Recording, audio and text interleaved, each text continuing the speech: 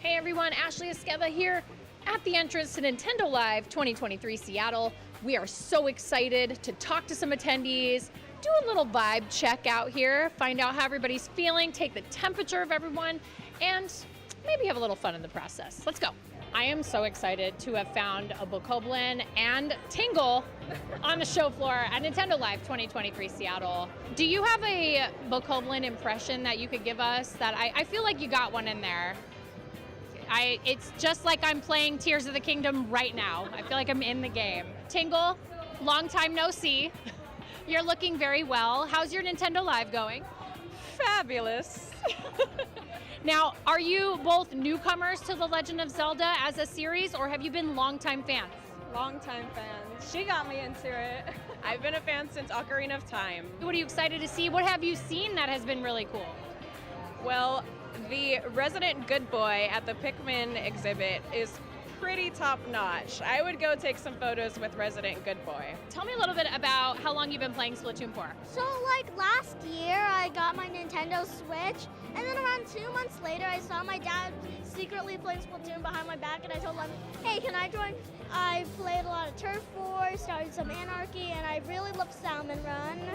Oh, Salmon Run is so much fun. Now, what's your favorite weapon to use? Oh, I have two. I have the custom jet squelcher. I love how fast it is to defeat enemies. It's only like 4 shots, and the range is good, and that kind of makes up for the low amount of ink it produces. Can you do a little catch you later in your best Inkling voice? Oh, that was amazing! Hello, my friends. Fancy meeting you here on this lovely island. What are your names and where are you from? I'm Brent from San Diego. And I'm Lannis from San Diego. Well, welcome to Nintendo Live 2023 Seattle. We're excited to have you here. Aside from this incredible Animal Crossing booth, what else are you looking forward to seeing on the show floor? I definitely want to see Kirby, so that's what I'm here for. I have seen actual Kirby. Like you can take a picture with him. What else are you really looking forward to seeing on the show floor?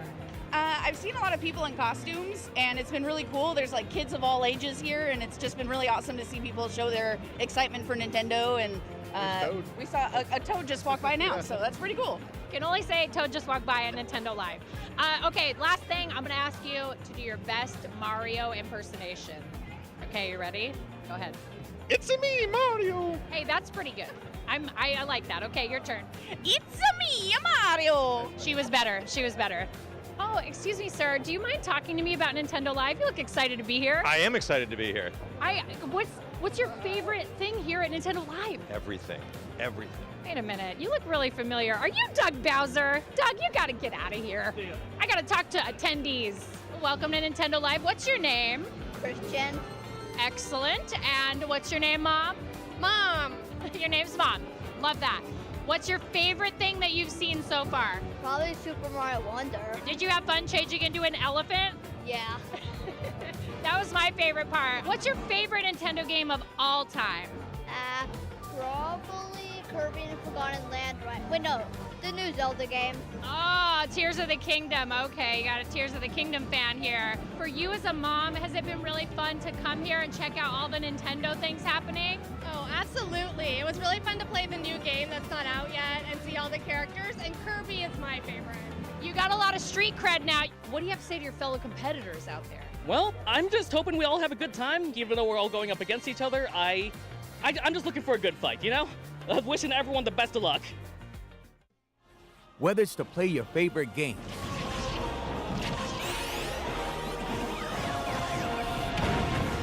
to play for school pride,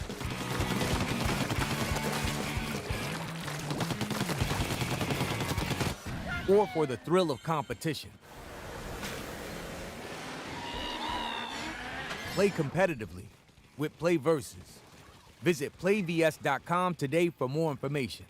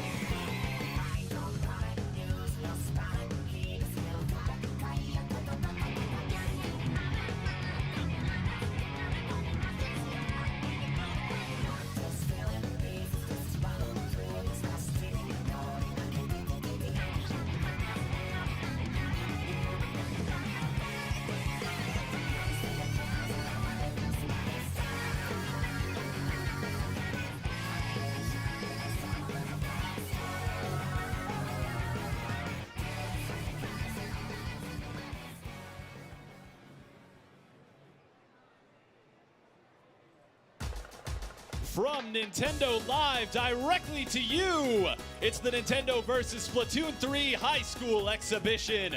We have a wonderful set for you between two Seattle area high schools, the O'Day High School Fighting Irish and the Bishop Blanchette High School Bears.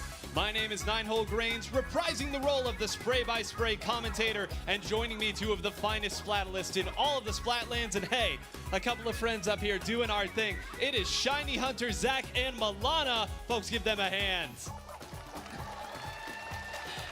Zach, I'm going to get this started by tossing it to you because this is such a great opportunity for these students to represent their game, themselves, and their schools. You know, I was thinking about before the broadcast how we were kind of born in the wrong generation a little bit. We missed the opportunity to participate in these during our upbringing during school, and we know that the youth is the foundation of this competitive community. It's where a lot of the teeth get cut, as you like to say, and to be able to varsity in something like this and even go to state at Splatoon 3 is truly amazing. It's a great opportunity, and Milana, as an educator yourself, you know what these types of programs mean to students. You can connect with friends, you can find out what it is you enjoy most. What is it like for these kids? I've just seen it firsthand. You know, the community that it builds within these, you know, the students, the school life.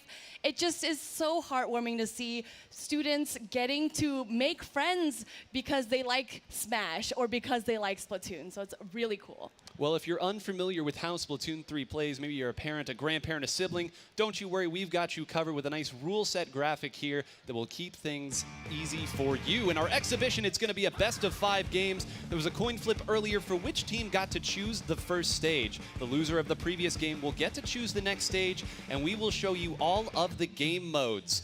Game 1 is going to be Turf War, Game 2, Rainmaker, Game 3, Splat Zones, Game 4 and 5, if necessary, will be on Tower Control and Clambits respectively, and don't worry, we'll let you know all about those game modes as we approach them. But first, we also have to give a major shout out to the group that partnered up with Nintendo in this scholastic partnership. High schoolers level up with Play Versus this year. Sign up to compete in high school competitive gaming leagues featuring Nintendo favorites Mario Kart 8 Deluxe, Splatoon 3, and Super Smash Bros. There is a lovely graphic here, a QR code that you can scan if you are ready to game.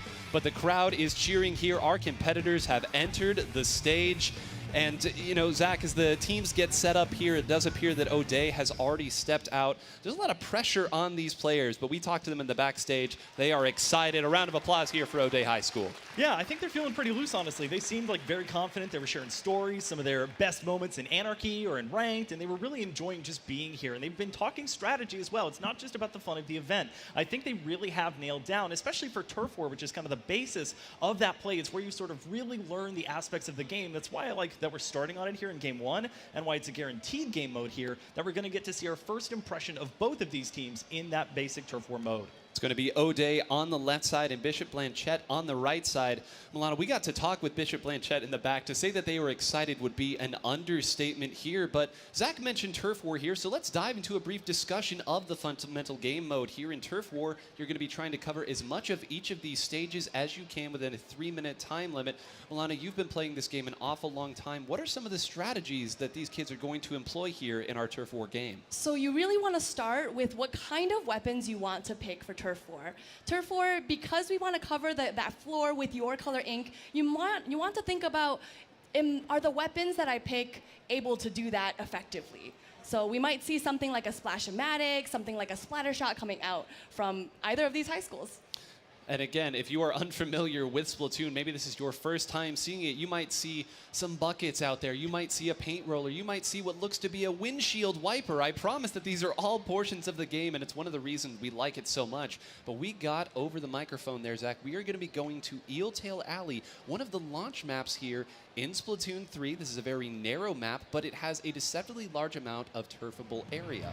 Yeah, to kind of jump off to what Milana was talking about, I love the fact that when you start out in your Splatoon journey, you're given a lot of weapons that work really well in a mode like this one. And let's take a look at the compositions here as we get started with Game 1 between O'Day High School and Bishop Blanchette. We see some folks like Ice going to be on the Forge Splattershot Pro, running a bit of quick respawn as well. And on the opposite side of things, some great painting shooters in that vanilla Splash-O-Matic as well as the NZAP 85. Yeah, no kidding, Milana. You said earlier a lot of people would like to play different shooter weapons. One of these teams, O'Day, running what we would call a quad shooter composition. These weapons put out so much turf so very quickly, and you can see already it can be very punishing if you get caught in a bad spot. It certainly can, and like we just saw right there, Splatin getting splatted, unfortunately, not being able to avoid that splat, unlike their name.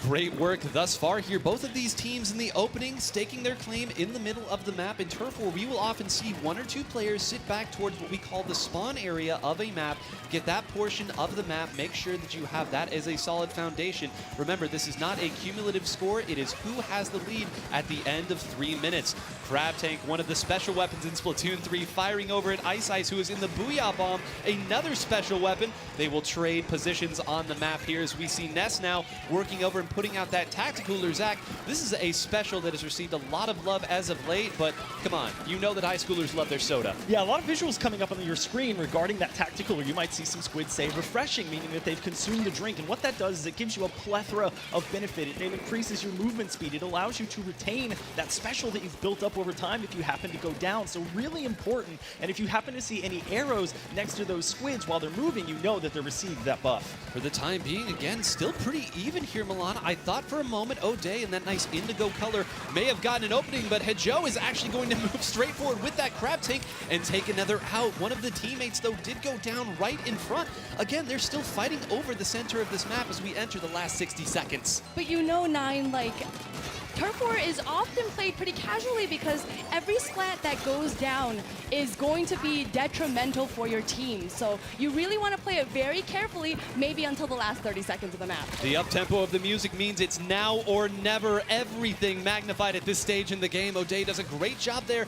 Necro here piloting this splatter shot, getting another player down, retreating back, making sure not to commit a critical mistake.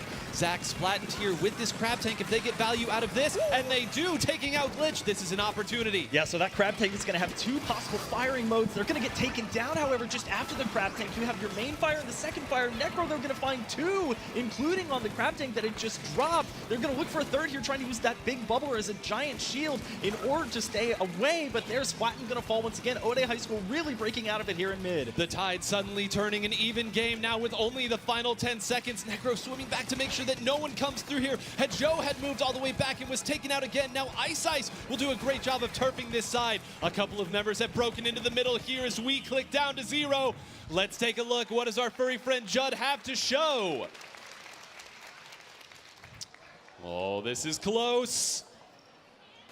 And it will be O'Day High School taking game 1 here in our best of 5.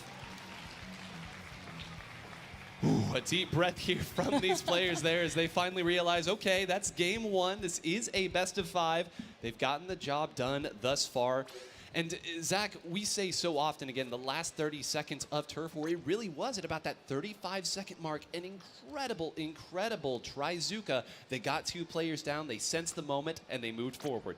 Yeah, well, part of it revolves sort of around what we call special cycling, where multiple members are using their specials at the right time so that they can build another one up toward the end of the game in that last 30 seconds. So that's why you saw, especially on O'Day's side, them popping a couple of their specials at around the 40-second mark, so that around the 20 or 15-second mark, they were able to use them again as long as they stayed up. The tactical of health helping if they did go down to retain some of that, but as long as they stayed in the middle and were able to make an impact, Bishop and Chet just didn't have enough time to get back in and really affect the middle of the zone, and that's what won it over there for O'Day. Yeah, running out of time, and we will now move to our very first of our ranked modes. As Milana said, more of a casual game mode is typically how Turf War is seen, but we're going to move into Rainmaker right now. You can see it right there. Carry the Rainmaker to the pedestal in the enemy's base. This is such an incredible fast-paced mode. Some would liken it to a capture-the-flag-esque game, but if neither team reaches the goal, the team with the shortest distance to the goal wins. Milana, capture the flag. You know they're going to be carrying something, that beautiful golden fish, the Rainmaker here. What do these teams have in store with this mode? So this mode, like you said, is so fast-paced. It is a little bit different than past games where they have added another checkpoint, so in an attempt to kind of slow the pace of the game down. However, because you are carrying this, you have kind of one teammate down holding on to that Rainmaker, and you have to be able to kind of push ahead and look ahead for that Rainmaker carrier to move forward. Yeah, the Rainmaker is such a dangerous thing to be carrying in a bad spot, but this is also a weapon. When your Inkling grabs it, they are not totally out of the fight yet, Zach. They can lob variable cannonballs of ink that can take people out if they're not aware. But that power comes with a cost. You know, once you pick up that Rainmaker, you have 60 seconds at maximum until you Inksplode, whereas you basically cover the ground at your feet in the enemy's ink color. So you really have to make effective use of that time. And that's where the sort of protect the president mentality comes in for your other 3 members to make sure that A, that person's grabbing it at the optimal time, and that the other 3 go ahead to make sure that an optimal defense can be had. That familiar jingle lets you know that we are on to game 2. The counter pick from Bishop Blanchette was onto Hagglefish Market. And of course, we are going to be on Rainmaker here. This is one of the most beloved maps in all of competitive Splatoon 3. Milana, take a look at these compositions. We have from Necro there an E-Leader. We haven't even talked about this classic weapon. So an E-Leader is the longest range weapon in the game. And, you know, this E-Leader specifically is unscoped, which means that it really gives you a lot of mobility to be able to snipe your opponents from afar. In that last game, you saw that they really had to play the entire map as their objective, covering as much as they can. Here on Rainmaker, as a great shot comes through here from Splatoon on that Inkjet, another special that I'm sure we'll talk about more. You'll see that there isn't going to be nearly as much turf coverage here because they are trying to run directly for the enemy base. Another pop of that mighty Rainmaker shield as Soap Eater pulls out that Ultra Stamp to try to go through. Hold on a minute, Ness running it right forward. Oh my goodness! All the way down to 1. They've stopped. That was almost a 45-second game. Zach, the threat is not yet gone. Your hands are on your head. You may have heard the phrase in sports, odd man rush, and that's exactly what happened there. The 3-down situation forced at the beginning of that is what allowed the Rainmaker to go all the way down to 1, which is going to mean for O'Day High School, they have to get a knockout if they want to take this game. Fortunately, they were able to stop that Rainmaker just before the pedestal, and it seems like, at least for now, they've got things under control. But Ness coming in the backline, Soap Eater as well, trying to make something happen, and it's now 3v3 on either side. Yeah, they managed to track where Ness was running here. Ness was hiding. One of the wonderful things about this game is you have seen, of course, these wonderful Inklings putting their ink onto the ground. You can actually hide. If you do not move, the opponent cannot track you or see you. So everything that these players have to keep track of, truly a difficult task. They are trying to push that Rainmaker back out to the center of the stage and have not been able to do so. The threat's still not yet gone for O'Day. Certainly not. And, you know, but like you said, really could be anybody's game. It might be a difficult push back, but, you know, with that pick on Heju, they might be able to kind of move forward because they don't have that oppressive, you know, force of the Splatana. Yep, they've done a great job here of closing it out. They can take a nice breath here. Still 3 minutes left in the game. Plenty of time to make some action happen. Ness doing a great job again, covering that flank area, Zach. No funny business happening here.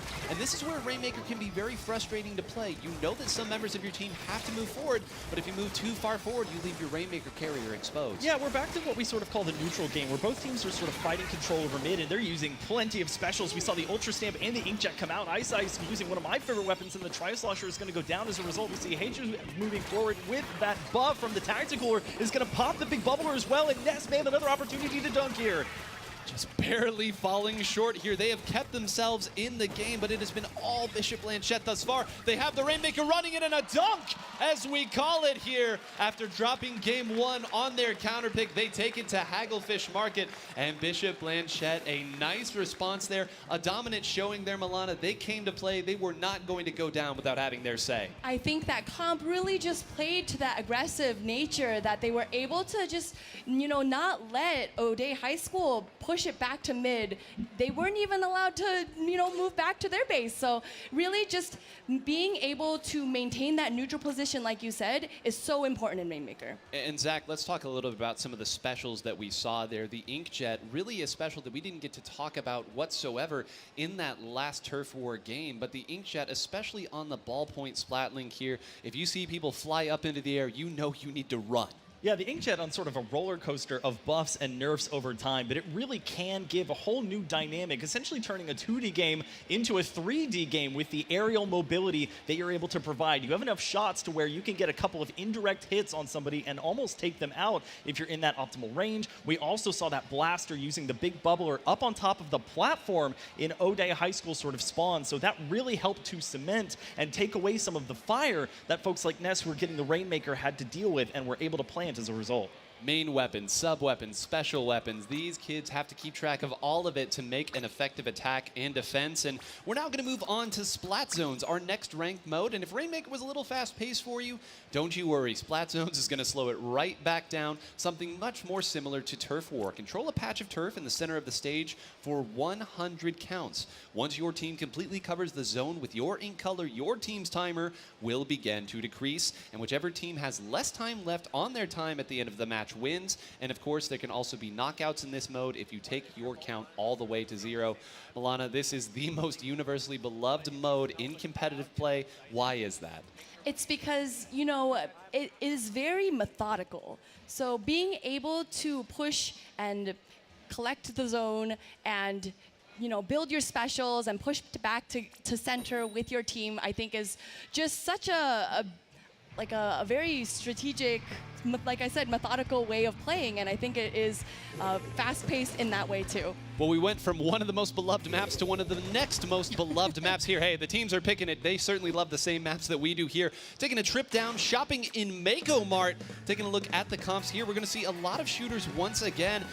Joe going to be bringing out, the S-Blast here. This is a blaster class weapon. We saw it. This is one of the newest weapons in the game. A couple of very unique firing modes here. This weapon can be an absolute menace if it gets up in your spawn, Zach. Yeah, a unique weapon with a unique kit. It's going to have the sprinkler and the reeve slider, so it's going to give you a little bit of extra mobility as we see Ice go down there. We also see that big bubbler sitting on top of the zone that's going to go down as Soap Eater pushing forward with that Ultra Stamp, and that's going to take over control of that plus-size zone. It was 3 down against O'Day High School, and Bishop Blanchette's going to take the lead as a result. The strawberry kiwi color scheme out here. O'Day High School going to be in the pink, and Bishop Blanchette going to be in the green. Great control thus far. You're going to see O'Day High School try to use some specials here, starting with this Trizuka to force the members of Bishop Blanchette back, move right in exactly as you would want to see their Milana textbook push to recapture that zone. We definitely see that. We saw the bubbler planting themselves on that splat zone. We saw that Trizuka coming out and making space and making way and kind of pushing Bishop Blanchette back and towards their spawn and giving them an opportunity to hold on to that zone. But unfortunately, O'Day High School not able to win that 1v1, and control does go back to Bishop Blanchette. Great play there by Ness, holding on to what we would call the boxes area of this map, because it is made of boxes here. We're not that creative, but whenever you have a player on that end zap, you know, Zach, that their role is make sure that the zone is ours, and then if there's a moment to dive on an unsuspecting opponent, take that player out, send him back to spawn, and make your play from there. Yeah, so the end zap falls under a category called the support weapon, where basically it's trying to both get its special quickly, and also it has a very quick and very straightforward shot deviation there. We also see a couple of weapons as we see a nice splat there with the Ultra Stamp. That's going to be 2 there, forced by Soap Eater, who has the opportunity to throw it if they want to. It looks like they're going to hold on to it with that tactical or buff. Heiju's going to be moving forward, trying to take out Ice, which they will on that Blob Blobber, and they're going to be getting into single digits here, 9. Just 10 seconds now, 10 counts left. There's going to be one last mad dash at the zone. They're throwing bombs at the zone here, those sub-weapons. Glitch going to go to try it and fight, but it won't be enough. They're fighting over the zone, holding it, almost flipping back the other way. Can they fight through the big bubbler? Another one goes down. They're fighting 2 down, and Bishop Blanchette holds. Round of applause says it all, Milana. What a hectic fight we saw there at the very end. Not an option for O'Day School except for to dive right in and try to take back that zone at the very end. But credit the members of Bishop Blanchette holding on and identifying where they needed to fire at in the just most hectic of moments. You know, I think that splat zones can be methodical, like I said, but it is so exciting when it comes down to the wire. You're throwing yourselves at the splat zone, and we have a back and forth just like that. I really don't think, you know, Splatoon could be any better. No, it's why we love that map and that mode so much, because it produces hectic moments, rather. But now that we've taken a breath here, you can see the players smiling right now. Certainly have to be feeling good. We're going to move on to tower control for our next mode here. Again, this is a best of 5. This is gut check time for O'Day School, Zach. They are going to have the opportunity to choose which map they want to go here. But tower control is a game mode where you absolutely have to be willing to move ahead of that tower, to fight ahead of that tower. Something like a payload style gameplay. Exactly. So for reference, we take a mode like Splat Zones where the objective does not move at all. It always stays in mid. Now we go to a mode where you have an objective that does move. It incorporates a bit of that checkpoint activity from a mode like Rainmaker, where it can have 2 or even 3 checkpoints that you have to get to, and it follows a predetermined path. There's even a line on the map itself where you can see where that tower is going to move. And because the enemy team, the defending team, knows where those checkpoints are, those are great opportunities to defend. If you have specials like triple ink strike that you can use to get any of that pushing team off the tower, you may be saving it for those moments. But there's also some times where you might have to flank around or pull off some type of cheeky shark type of activity in order to take out the existing member or members on the tower, because somebody is always going to have to be on that tower for it to be moving and for your team to gain any progress. And as with the other modes that you've seen thus far, if you do not get a knockout in the 5 minutes, potentially with overtime allotment, it will be whoever has the shortest distance to the goal. So again, if there is not a knockout, as we have seen in these last couple of games, we might go the distance here. But Milana, we just got word, Museum d'Alfonsino. These teams know what maps we like to play, and clearly they're liking it too. Certainly, yeah. The Museum d'Alfonsino just has so many avenues to it. There are spinners on the map, one on each side and one in the middle. The side spinners have these grates where you can prop yourself on top of. And I think what makes Splatoon kind of interesting is that you usually don't have to look up too much, but this map, I think you want to take a second think about that. Yeah, take a look all over, because the threat will be coming from all over. Folks, this could be the last game of your Splatoon 3 high school exhibition. Taking a look at the maps right here, both teams opting to bring a blaster to the dance here. Take a look at that, 2 down already. That's why you bring the blaster. Area of effect damage, 2 already going down here. Bishop Blanchette's already going to take the tower here. Now Soap Eater is up just below their spinner as well. O'Day High School has to be patient here. Build up your specials, try to fight them back, but now Splatin getting in on the game, saying, I have heard every name called out, but mine still has another chance to find another. Zach, they're marching forward here right now. They've got the right people on the tower. Soap Eater dives in again. This is pandemonium. Yeah, they're absolutely making the best out of these specials that they have. It's going to be Soap Eater going in again on that Ultra Stamp and getting a lot of that action cleared for the tower path, which is now stuck a little bit before that opening platform area. But it all started with Heju on that blaster. It's got sort of that average range. It's got the big bulber to protect yourself. And now we see what Heju's going to do again as they try and take some of that high ground and maybe get some poking indirect shots to try and get a 2-shot splat. Earlier, we discussed how important those checkpoints are, Milana, and very important that as scary as that last push was there, O'Day High School was able to defend their second checkpoint here. If you defend a checkpoint, the opponent has to fight back through all of it, so you can buy yourself a little extra time. Things have gotten away from them here, but still, knowing how to play around the checkpoint's hugely important. For sure, but as we're talking about that, Bishop Blanchette making another solid push, placing that tacticooler on the tower, allowing their teammates to get drinks, I think is going to be huge for Bishop Blanchette's push. Yep, Necro on the blaster of their own here, one of the best weapon classes in the entire game for clearing out that tower, because you don't have to be quite as accurate. Just put it up in the same zip code as that tower and you're going to take some people out. And once again, O'Day High School, they haven't quite put a push of their own together yet, Zach. But once again, they know the portions of the map that they cannot lose, the power positions, as you and I would sometimes call them.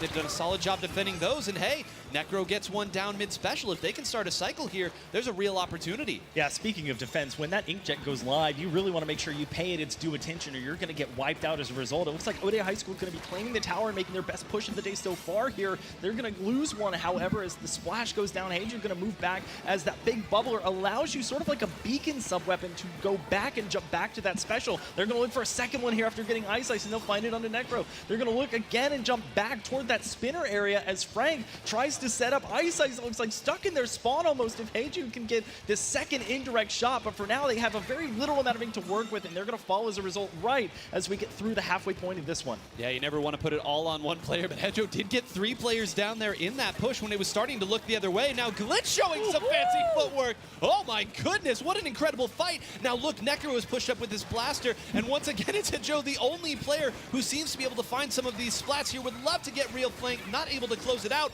That's 2 down here. They're going to start moving forward. 1 or 2 more of these players goes down. The lead could change. That's 3 down. It seems like a foregone conclusion at this point. Counted up at checkpoint 2. They've taken the lead, Milana. They've taken the lead. They put that bubbler down there, trying to make that lead even bigger. And like I said, Glitch using those grates up top to drop in unexpectedly. But this push still is not over for O'Day High School. They are still there. They're trying to make it happen, but this may be the end of that. They will pay dearly for it there. A full wipeout as we enter the final 90 seconds of the game here. A push to 22, a pretty good push, Zach, and this is where holding on to that first checkpoint really matters for O'Day High School. If they're patient and build up their specials, they might be able to close this down. Yeah, these middle moments are so much more important in tower control because while you're in mid, the tower's moving with you. You get to repaint the middle of the map, and you also are building your specials up as a result. They get an early pick there onto the Splash-O-Matic, who's now able to come back from spawn. Heiju looking for another one there as Ice is going to come out on their right. They almost have that big bubbler at the ready, but a teammate is going to help clean them up. Perhaps Splatoon, who's going to be in the air on that inkjet. They'll find another, and it will help to try and secure spawn, but they've got a fair bit of this orange ink behind them. They're going to have to be very careful as they're in the middle of a 1v2 and just barely can't escape. You talk about priority targets there. Necro on that range blaster was the one player that they weren't able to take down in that cycle. And O'Day High School, we talked so much about Hijo's on that blaster here. Necro doing the exact same thing, Milana. You absolutely have to get rid of that blaster if you want a sustained push. But with 30 seconds left, now it's Bishop Blanchett who has to dive at the tower to try to give themselves an opportunity. They certainly do, and you know, I think that O'Day High School really needs to focus on Heju because Heju, you know, with a blaster, you can just focus on the tower, you know, and just make the opponents disappear. But I think that O'Day High School does get that pick. Netgo getting that nice pick on Heju, and this is going to go into overtime. Folks, our first overtime of the set here did just enough to give themselves an opportunity, and now it all matters. Splatoon gonna try to find somebody here, and does with that inkjet. Keep in mind, that's a big shot earlier because that's the Splash-O-Matic. There will be no crab tank. Soap Eater dives in, would love to find one, but has turned everybody away. A big bubbler on the tower here. Glitch moving forward. They took out Necro. That's the one difference. Another one goes down as Real Frank. There's only one down here, and it's Ice firing there, trying to stall it out. Goes and tries to make the play. Another wipeout. That's their checkpoint gone. We move forward further into the overtime. 2 goes down. There's Necro. That's 3 down. It's just Soap Eater and stopped with 1 point left. O'Day High School goes down to the very last possible second, but they will take it. What a win and a cheer there. Fist bumps all around. And folks, we're getting a Game 5 here in our exhibition. How about it, Zach? Make sense of that ending because it was madness from my perspective. How fitting for an exhibition match that we get to see every mode available here, including our Game 5 mode, Clam Blitz. But let's talk a bit about that tower control map for a second. It really was the blaster show for that one, and the range blaster show, as we saw exchanges back and forth, including a 1v1 between both blasters that resulted, I believe, in the range blaster actually getting the pick, but it was multiple fights because they had to travel so far from their own platform all the way through the middle of the map and back to the defending side that allowed O'Day High School to just barely hold on. One member of the pushing team has to stay on that tower to defend it. We saw that Splattershot Jr. rushing up bravely, even with such little range at their disposal to try and stall things out effectively in a 1v3, and that turns out to be the hero play that just by the skin of their teeth allows them to tie the set up and go to a Game 5. And folks, if you weren't believers in the entertainment value and how incredible Scholastic Esports and Scholastic Splatoon can be, I don't know what else to tell you here. We have been losing our voices already, and there is still a lot of game left to be played. Let's go ahead and talk about where we're headed for our very final game here. We're going to play on Clam Blitz. This one, I won't lie to you, is a little complicated here. The first team to score 100 points will win this, so that part you're probably familiar with. They are going to pick up clams, literal clams, scattered about the stage. When they collect 8 of those clams, they will build what is called the power clam, and they can use that power clam to open the enemy's basket. They're opening baskets here, but the power clam kind of looks like a football. 1 clam, 3 points. The power clam, 20 points. Milana, either love this mode or you hate it, but cannot be denied some real funny stuff can happen. Certainly. I think the mode, this might be kind of a hot topic, but I think the mode that demonstrates the most teamwork has to be Clam Blitz. Just being able to utilize all of your specials effectively together and being able to, keep count of how many clams you have and, am I close enough to the barrier to be able to make the jumps to my teammates, that I think it just needs so much communication that really it is the team game. Yeah, communication, such an important aspect of here. We've been trying our best to commentate here for you all, and you better believe that these players and their communication as they're playing, they're speaking even more quickly than we are, and we are simply doing our best to keep up. But we are going to finish the tour here of just beloved stages with what might be the most beloved stage in Splatoon history. It's Inkblot Art Academy Clam Blitz here. Folks, this is it. Game 5. There's no more left on the table at this point. Give these kids some support, these students, as they fight to represent their schools. One final game, a whole lot of splatlings. Zach, take it away, my friend, because this is a major pivot from a compositional standpoint. Well, and we go from starting this set out on a very linear map to a very square one. And taking a look at the compositions here, we're going to see a double splatling composition. We're going to see the Nautilus as well as the heavy splatling deco. Otherwise, they're going to stay relatively the same with that Splatana Wiper and the end zap. And on the opposite side of things, going to be going back to the Tri-Slosher for that Inkjet action. In fact, double Inkjet as they pair that with the Ballpoint as well as the Tenatech and Vanilla Splash to round us out. Milana, you can see them already jockeying for position in the center of the map. The principles of map control still so important because you can't build those clams if not. The Kraken Royale coming out to try to find someone. That is an invulnerable, just giant crustacean that will take people out as they fight forward there, or a cephalopod, one of the two. But you can see now it's difficult to get any real momentum started on this map, but that's now 3 down cycled through, and this 4th one's gonna have a rough landing as well here. O'Day High School saying this way, they have an opportunity. They've got a power clam and they are on the doorstop. Can they move through, Milana? How do they break? I think they use that crab tank to take out that ultra stamp to be able to get a couple of picks so that they are able to make that push in. The ball carrier is there. They're waiting for that opening. Ice with the Inkjet trying to take out this Splatana Wiper. And are they able to do it? They might have just overstayed their welcome. They might not have just... They missed their opportunity. Zach, you talked so much earlier about the protect the president style that we see in Rainmaker here. Our Inklings still have their full capabilities when they are carrying a power clam, but the one thing that's important, everybody in the map can see you. You will sometimes see players take a dive at the opposing clam carrier to stop a push, and I think that was the right call by Bishop Blanchette in that moment. Yeah, that's exactly it. There's some good news and bad news when you look at the objective on this move. When you're holding the clam, we see that there's a ton of action there that you can see in the ultra... wow, this Kraken Royale is pushing so far forward. We had the first break as well there by Bishop Blanchette. It doesn't look like there's going to be much follow-up, but as you can see there, they have 6 built up for Real Frank. They get flanked, however, and they're going to be taken down by Splat, and they're going to look for another one. They're going to get it onto Glitch and going to try and go for the duel here in mid, looking for any sort of final shots. They will find them there onto Necro, but as you were talking about their 9, as long as you're holding onto that power claim, you're spotted, but you can throw it to your teammates, so you don't have to hold it for the end of time like you do on Rainmaker, which is a rather nice change of pace. Just over 2 minutes and 30 seconds left in the game. Soap Eater again trying to go forward and make a mess, despite what the name would say. We'll be able to take out one and distract everybody else. And you can see now that Bishop Blanchette has built up another power clam.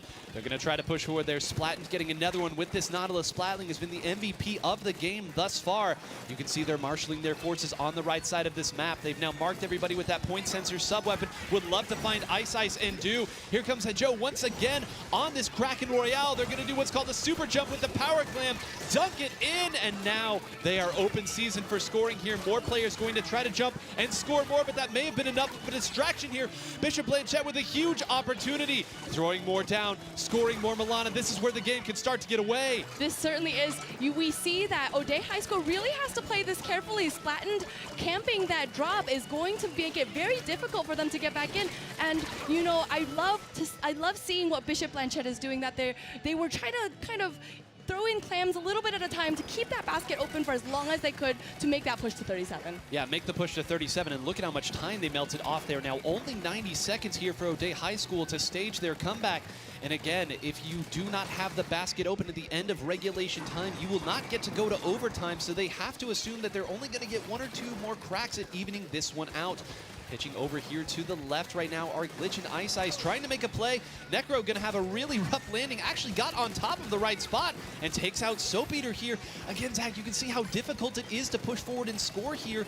They're not diving in wantonly, but they're still not able to find a whole lot of value. I feel like it might have to come down to Necro or Ice Ice here, either for the Inkjet or just for the ability to try and outrange these two Splatlings that are bearing down upon them in the middle of these fights. We see Heijo, they're going to take one out again with that Kraken Royale. It's going to be Glitch. They're going to look for a second one. They're going to find it. They're on a real flank. Frank, they're going to look for the triple there onto Necro and just runs out of time, but they still get the trade. They're not able to get the jumping in Glitch, but that's going to allow Ness, along with this Inkstorm, to move forward, and they get Glitch as a result too. They can hear the cheers right now. They sense the moment. Splatin now is going to try to run forward and score a couple more of these clams, take a couple of people out as well. Splatin, who has been running roughshod over these members, will go ahead and get another one there. Ness goes down. Necro does what needs to be done here.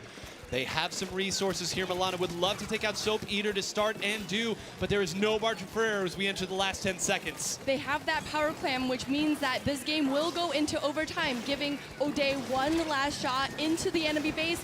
They need these Inkjets to produce. They need these Inkjets to take out the enemy team, but unfortunately, I don't think they're able to take out enough, and I don't think this is it. No, they're gonna jump back in to try to close it out. Glitch will not land. You can see over there at the overtime, it's going down to the end. They do have a power clamp, so they'll extend it, but they have only a few more seconds. Necro going to try to dive, but there's no room. And after 5 incredible games, Bishop Blanchette closes it out in Clam Blitz on Inkblot Art Academy, and they are the winners of the Nintendo vs. Splatoon 3 High School Exhibition.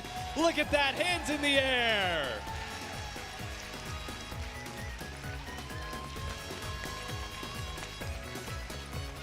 This bumps all around sportsmanship between these two teams.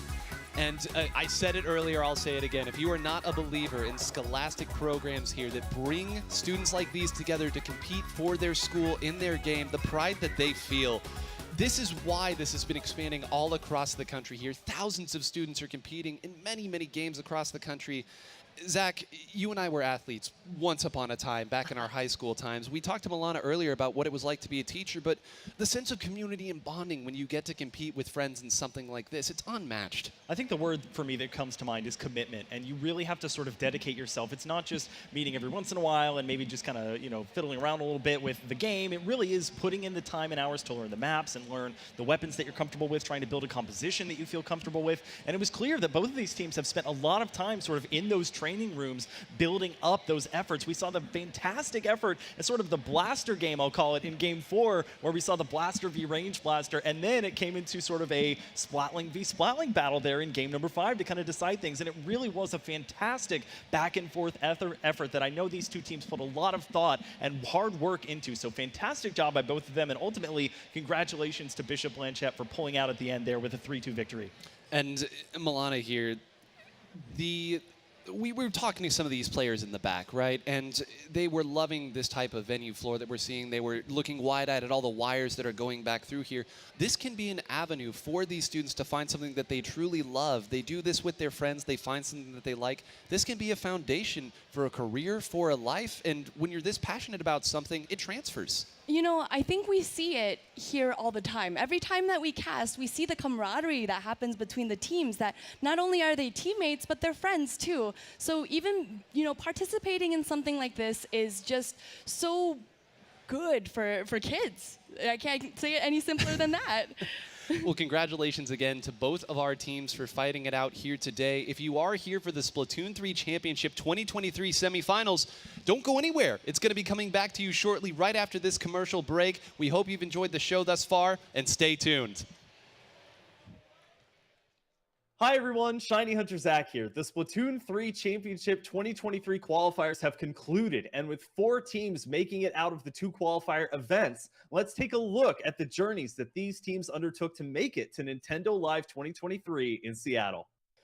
The first team to qualify through event number 1 was perennial North American favorite Starburst. Let's take a look at some of the plays that helped them secure a spot through the winner's side of the bracket. With 1 member down on each side, we see new member Kyo pushing forward into the spinner here on Museum de Alfonsino. Despite being marked, he's able to throw some shots over the top of the spinner and able to help break down that crab tank en route to securing a double kill for their team. This allows them with 3 down on the opposite side to push forward and extend their lead on the Rainmaker through the help of Kyo using that triple ink strike to gain more ground. Another huge member of this team is the backliner and anchor player, Ice. Despite being 2 members down here, he's able to pop the inkjet and get a couple of huge splats. And on top of that, uses the drop roller on their shoes to get the trade onto Jared for an effective triple splat here. This allows them to maintain the lead here on Rainmaker in a pivotal Game 5. The final 2 members of this composition use a divide and conquer method here, as Bagel's going to build up that crab tank effortlessly and use the alternate fire to get some pot shots up top, as Bran uses the Tri-Slosher Nouveau to become aggressive, getting a couple of early picks here in Game 3. With one of their mainstay members out of the equation, Slosher player Kyo has stepped up in a big way for Starburst, but will it be enough for them to take home the victory at Nintendo Live 2023 in Seattle? Let's take a look now at the second team that qualified from event number 1. With a dominant 12-0 run in the latter portion of the bracket, Jackpot was looking great until they lost in a nail-biter of a set in Game 5 to Starburst. Now being bumped down into the loser side of the bracket and down 0-1 against Duck Gang, they come in huge here on Eeltail Alley with some offensive plays that lead to their victory. So let's take a look here. It's going to be .Q holding on to the Rainmaker to start this one out, and they're going to be using the triple ink strike to gain some turf here in mid. After advancing enough with a couple of picks and getting the plant onto the first checkpoint here, it's going to be Jared using the Splash-O-Matic to get a couple of great splats and force Duck Gang to go 3 members down. .Q is going to first pop the Rainmaker shield and then use that inkjet to secure some more offensive pressure as Jared takes over the responsibility of running the Rainmaker here. They wait until the perfect opportunity when Duck Gang is fully wiped out in order to push to the right side of the map, secure their victory, and tie the set at 1 en route to a 3-1 victory in this set over Duck Gang. And with that, Starburst and Jackpot were able to claim the first 2 spots at the Splatoon 3 2023 Championship in Nintendo Live in Seattle. With 2 more spots up for grabs and only 1 qualifier remaining, let's take a look at some of the plays that allowed our first team, Crush Soda, to make it in through the winner's side of the bracket. So Twig will notice behind them that one of their ballpoint Splatling teammates has popped Inkjet, and to the right, one member of In Control Red Sun, Beam, has started using their Crab Tank. However, the other In Control Red Sun members are grouped up together in the middle of their spawn. Twig is going to use this to pressure them from behind this window and behind their splash wall under the tarp here. So as we play this clip back at half speed, Twig is going to move forward here, throwing their splash wall in a position where it will shield them from any incoming fire before moving to the right here. With the ramp already inked by their team and with inkjet shots whizzing by them, they throw up a second splash wall to get the first pick against Beam and move forward here with the assistance of a teammate to get another splat onto Nico just before going down to that torpedo. However, it was enough momentum in a 3-down situation forced against In Control Red Sun to give Crush Soda the win in Game 1. Later in the set, Crush Soda with a 2-0 set lead is looking to end things off on Museum de Alfonsino Clam Blitz. With 16 clams at their disposal total, Thunder's going to get the ball rolling for them by holding on to this power clam and throwing it once they have a path forward. Goss is going to back them up by using the Crab Tank against both the Inkjet and the member of In Control Red Sun on the grates, as Wave is going to have their back with a ballpoint Splatling. Thunder's going to use the box to push forward, deposit yet another power clam, and with that momentum, Goss is going to jump to their teammate Twig and effectively end things for Crush Soda, who ends up taking the set 3-0 and earns their spot at Nintendo Live. Taking a look now at our final team, Duck Gang. They're looking to qualify after having made top 4 in both qualifier events and are now in a close 2-1 set against In Control Red Sun in the losers finals of qualifier event 2. Let's take a look at how they were able to make it to Nintendo Live. With less than 30 seconds remaining and with each team being a member down, Red Shell using the Splatana Wiper Deco is able to get a huge pick there onto Nico, supported by their team, also getting a splat onto the ballpoint Splatling for In Control Red Sun. Gathering enough clams to build up a power clam, they're going to force the issue by stopping Red Sun from having an opportunity to force overtime. Supported by the possibility of a 10 missiles usage, Duck Gang is able to get 3 members down in the final 5 seconds, depositing a power clam into the basket to end overtime and win the set in losers finals. And that's how these 4 teams were able to qualify for the Splatoon 3 Championship 2023 tournament at Nintendo Live. We'll see you on September 4th, but for now, stay fresh. It's been nearly a year since Splatoon 3 splashed down, and during that time, we've seen countless squads try to rise to the top. Today, though, we witnessed 4 of the freshest and finest squads face off for the right to call themselves champions. So grab your splatter shot, pick a side, and yell booyah as we get set for the Splatoon 3 Championships 2023, coming your way from Nintendo Live 2023 here in Seattle. We've got a wonderful crowd here today. How's everybody doing? Well, welcome in. It's going to be a treat here today. Jordan Kent, your spray-by-spray host, and joining me, 2 of the finest splatalists in all of Inkopolis. You know him, you love him. His name is 9, but he's a 10 in my book. And then we have Milana, everybody's fan favorite. And 9, let's start with this. No more crabs on the field. The meta has changed significantly. What have you noticed with these top teams that we're going to see today? Yep, they put away their crab tanks for the most part, and they brought out a whole lot of tacticooler play. We saw a dramatic shift just within the last few months of competitive play. These teams have opted to build up their tacticooler players. They use that to create a snowball effect that is so difficult to stop. And Milana, with this tacticooler taking over right now, what do you expect to see when these teams do finally get the action started here? So, you know, teams might opt to go for a little bit more aggression, and they might, you know, pick an NZAP and 85 as their weapon, or they might kind of want to step back a little bit, and an unlikely opponent has come up with the Snipe Rider 5H. So a lot of exciting weapons that we will be seeing on display. Let's check out the bracket, the 4 teams that have literally splatted hundreds of teams to get here. We see in our first semifinals matchup, Jackpot versus Duck Gang 9. What can you tell us about both these 2 teams? Well, I mean, Jackpot is the favorite coming into this event. It's been an awful long time since a squad that wasn't named FT Win or Starburst was the favorite heading into this event, but the new meta changes have really made them so difficult to beat once they get rolling. But Duck Gang will be bringing out a lot of unconventional weapon picks. From their perspective, they're playing with house money. They've got nothing to lose and everything to gain. The winner of that matchup will face off against the winner of Starburst and Crush Soda. Milana, what do you like about those 2 teams? You know, Starburst, a very, very familiar presence in the competitive Splatoon community, especially at these Nintendo events, against an up-and-coming, really fast-paced team like Crush Soda. So it really depends. Is slow and steady going to win the race, or is that hair just going to blast past that finish line? Well, let's check out the rules here as we get set for the best of 5 semifinals. The higher seed will choose the mode, the lower seed will choose the stage, and then after the first game, the winning team will choose the mode, and the losing team will choose the stage. Those are your game modes. You know them, you love them.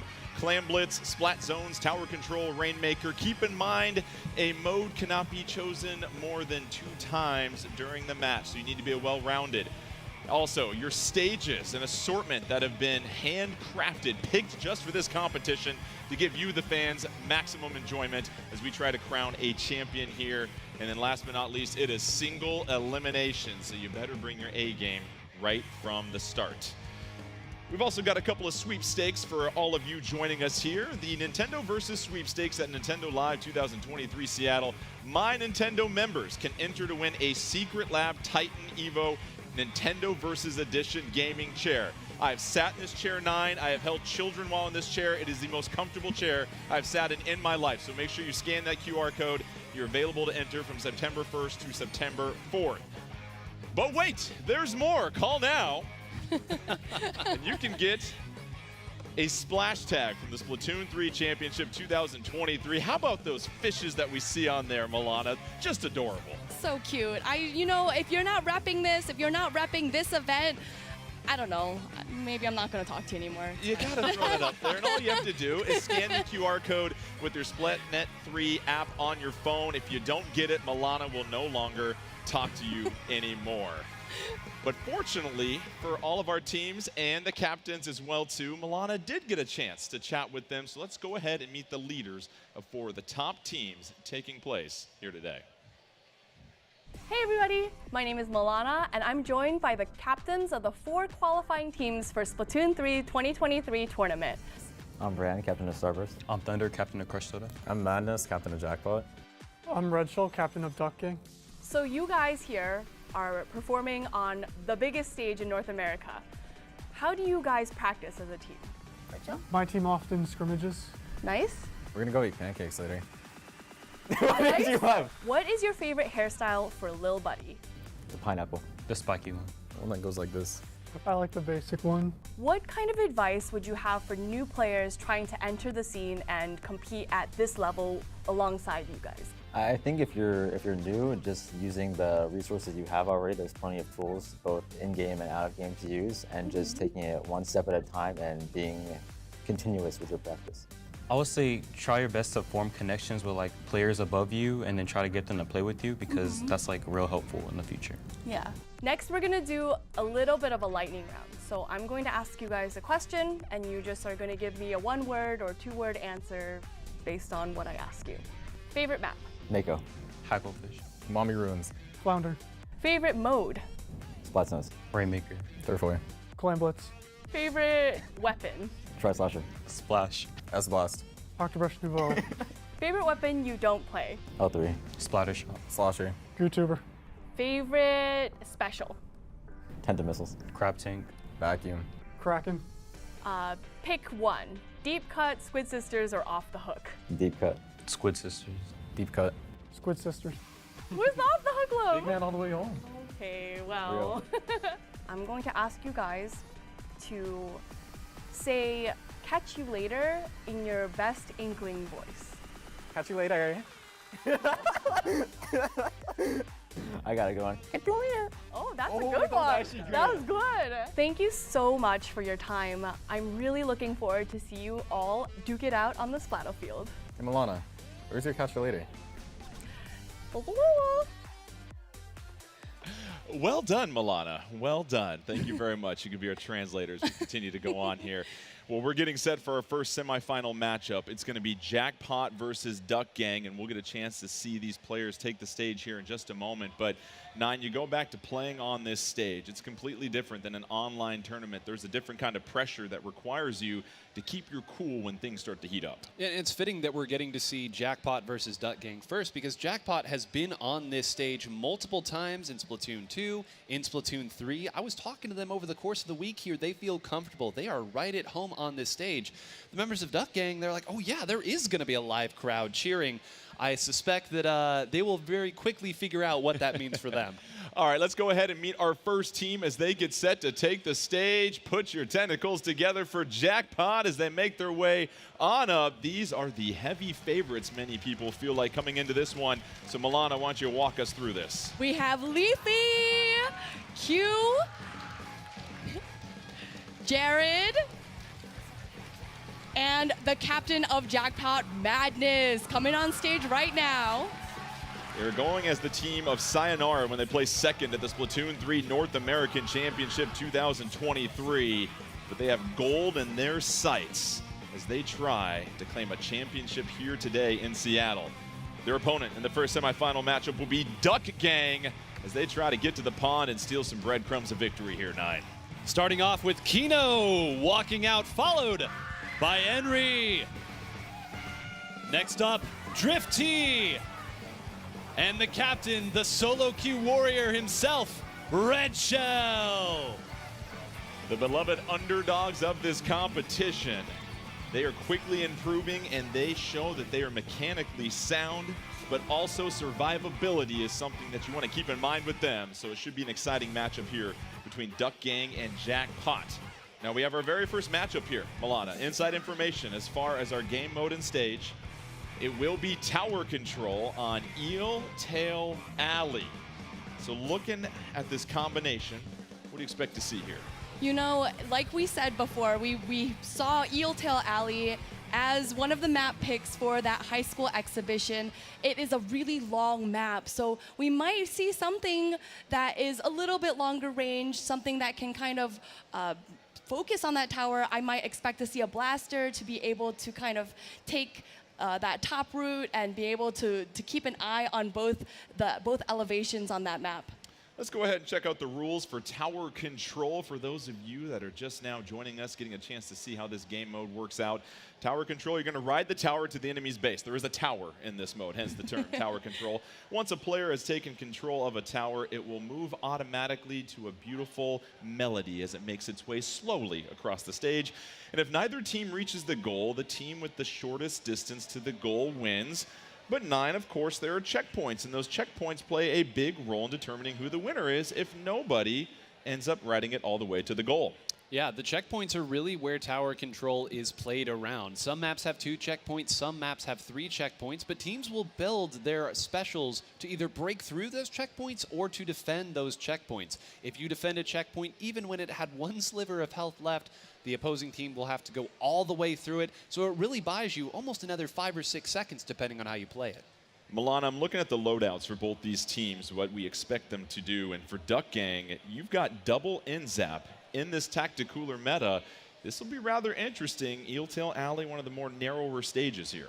I think this could work really, really well if they can build momentum, because the difficult thing about Eeltail Alley is that it takes so long for you to get back into the middle, back into the action. So by being able to use those tacticoolers to come back sooner, I think is going to be huge for them. And it takes a lot of coordination, 9, to play with that tacticooler, because you've got to have somebody that is farming them left and right the entire game. How do the teammates best utilize it throughout the game to make sure that they are always staying juiced up? Yeah, the role of the player who builds the tacticooler, typically your NZAP 85 player, has to move up, and it is their job to put it in the perfect place. It is not the responsibility of the rest of the teammates to stop what they're doing, swim back to the middle of the map, grab the soda, and go back through. You're going to see these top-level support players play around where their teammates are, throw it down where they can grab it almost immediately, and keep that snowball a-rolling.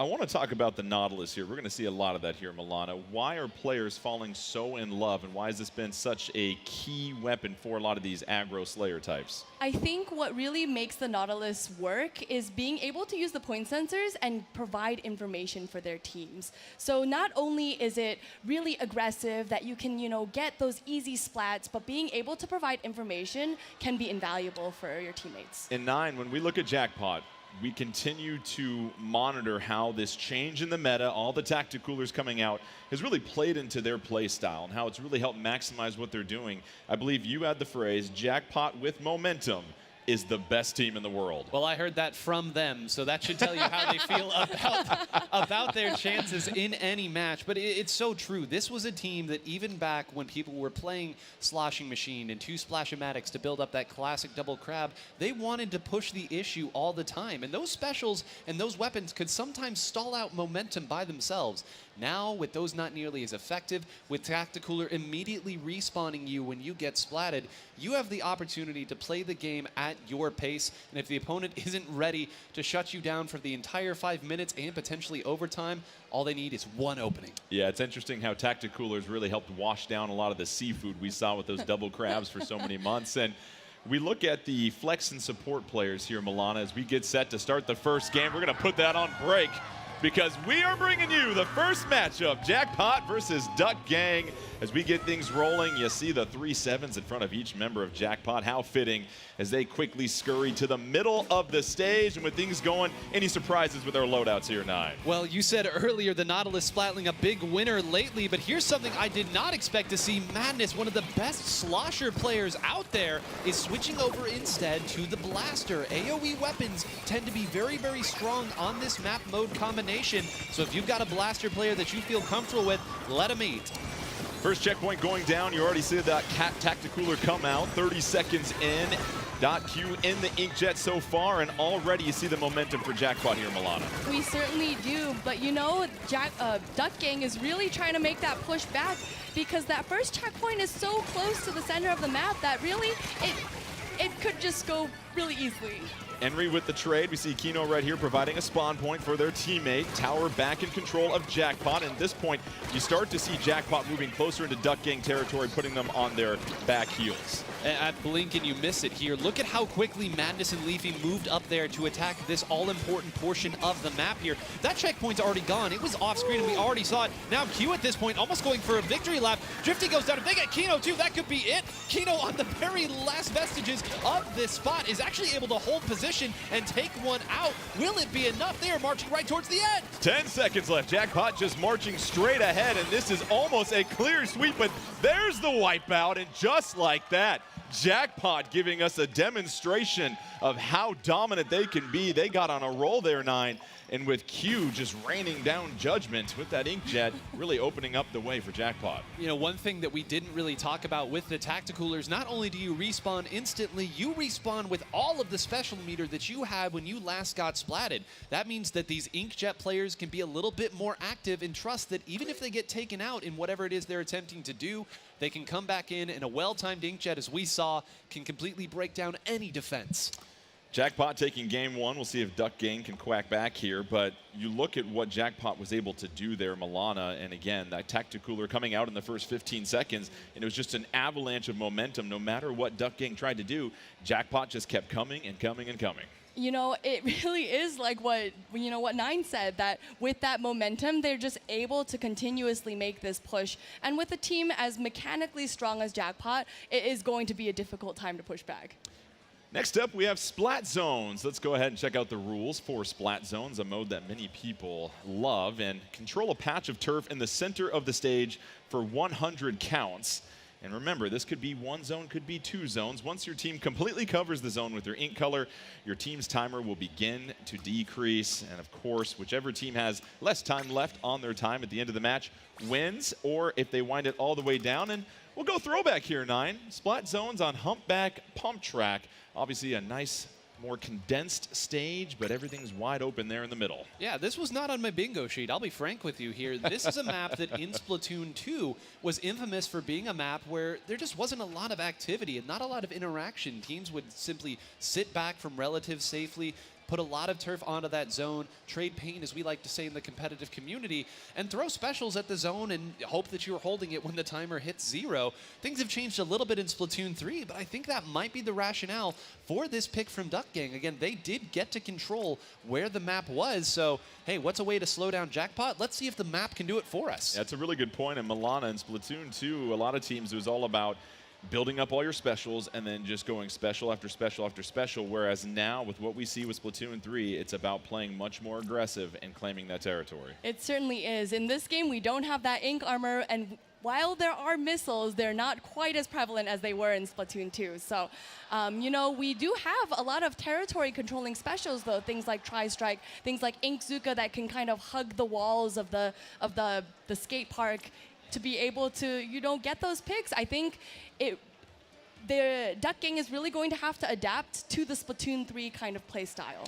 It's such a good point. And 9, do you expect to see Madness go back to the slosher here? We saw that AoE coming from the blaster, of course, in Eeltail Alley, more of a much more narrow stage. This one's more like a hamburger, less of a hot dog. Just nice, big, round, meaty right there in front of your face. What do you expect? Well, if he does opt to stick with the blaster here, I think it's more of a show of disrespect than it is any sort of strategy here. But again, the slosher is so powerful, can hit all types of angles on this map mode. But we'll see as the teams get loaded. Here we go. Game 2 between Jackpot and Duck Gang. Jackpot swiftly took game 1.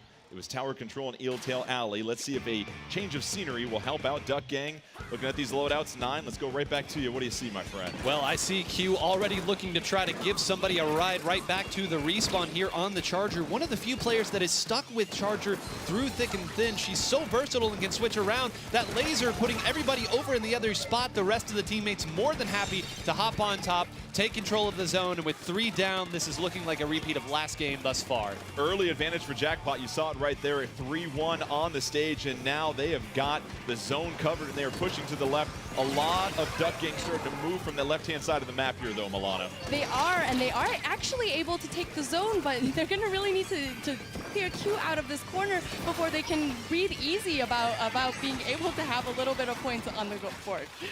You saw the crab come out. Q trying to avoid, throws up the wall. Red Shell has to retreat. Oh, and down goes Red Shell as soon as they land. And again, Jackpot still can't get the zone back. So how about Duck Gang here, 9? Yeah, they've done a great job here. Would love to take out Madless cleanly. There's going to be some revenge there from Leafy, who is actually very close to that crustacean we all know and some of us love. The crab tank here. Now, it should be noted, Duck Gang is tacticalered up, so this is to create some space to let the other members of the team crash through. Red Shell going to jump back in. They would love to take this cleanly before that Octo Brush returns, but that's a couple of shooters down for both sides. Duck Gang holding through here, and great job there by Madness. If Madness went down there, it was out of control. Madness doing an excellent job of staying alive. Triple Ink Strike coming out. They retake the zone, tack on a huge penalty to Duck Gang. Ooh. And now with another splat, Milana, it's Jackpot's turn to get some momentum. It is, and we see Madness kind of moving over to the side and pushing into the base of Duck Gang. And you see him sharking there, just waiting for the unsuspecting member of Duck Gang to be splatted by his slasher. Just over 3 minutes left here. Bit of a neutral stage here at this point here. 9 with Jackpot still controlling, but they are getting closer to taking the lead. Yeah, this isn't going to be neutral for much longer here. Kino backed up into a corner. Red Shell comes to defend, but you know that all that time Madness is coming through. Red Shell dives at the zone to try to take it. Was not able to. Somehow trades out Jared there. Unbelievable. I'm stunned that Duck Gang even has some sort of footing right now. They're going to jump Red Shell back in. Drifty in a pretty good spot here.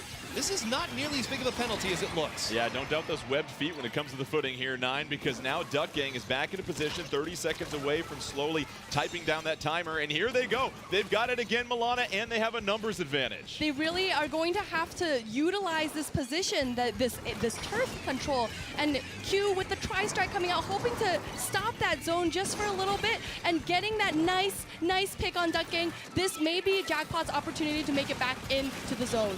Duck Gang takes the lead. Just over 2 minutes left, but here comes Jackpot. They claim the zone, but 50 seconds still sitting there, 9, that they've got to chew through, but it looks like they're well positioned. Haymaker after Haymaker being thrown here. They really need to not feed to Q here. If Q gets any of these players, that's a huge special advantage that they will have. And now again, Q has already moved over there to make Drifty's life difficult. Look at that. That's a neutralized special. The teammates come through to close it down as well. They're going to go ahead and throw this Booyah Bomb at the zone, but they're going to need a lot more than that. Red Shell jumps forward to fight. Jared and this crab tank hold on as well. Look at this positioning from Jackpot as they steal the lead right back. The flank from the crab tank giving the lead to Jackpot. 90 seconds left. Timer still ticking down for Jackpot. And that's a huge wipeout as Jackpot will try to close this out. 6 seconds left. Can Duck Gang spawn in time? No. That will be the straw that breaks the camel's back as Jackpot goes up 2-0. And all it was right there, Milana. We talked about Tacticooler. It was the crab that changed the story of this game late in it. Yeah, we saw a lot of those crabs just propped up on top of that wall, being able to use that crab as a lookout to be able to use those lab shots to paint the zone, to get those picks, and it always helped Jackpot get back into the zone. Look at Jackpot, cool, calm, collected. Strikes fear in your heart when you see how calculated they are. They are up 2-0 thanks to that push.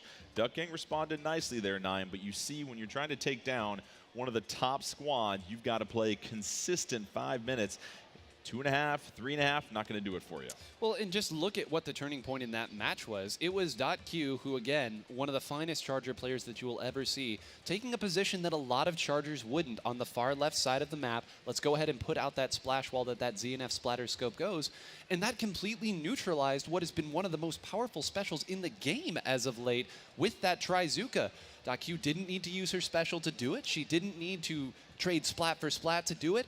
Just put that laser over there, proper positioning. The rest of the teammates followed through. It's the slimmest of margins at this level. Yeah, huge defensive play certainly for Jackpot and Q. All right, up next we're going to have Clam Blitz. Let's check out the rules as we get set for our third matchup between Jackpot and Duck Gang.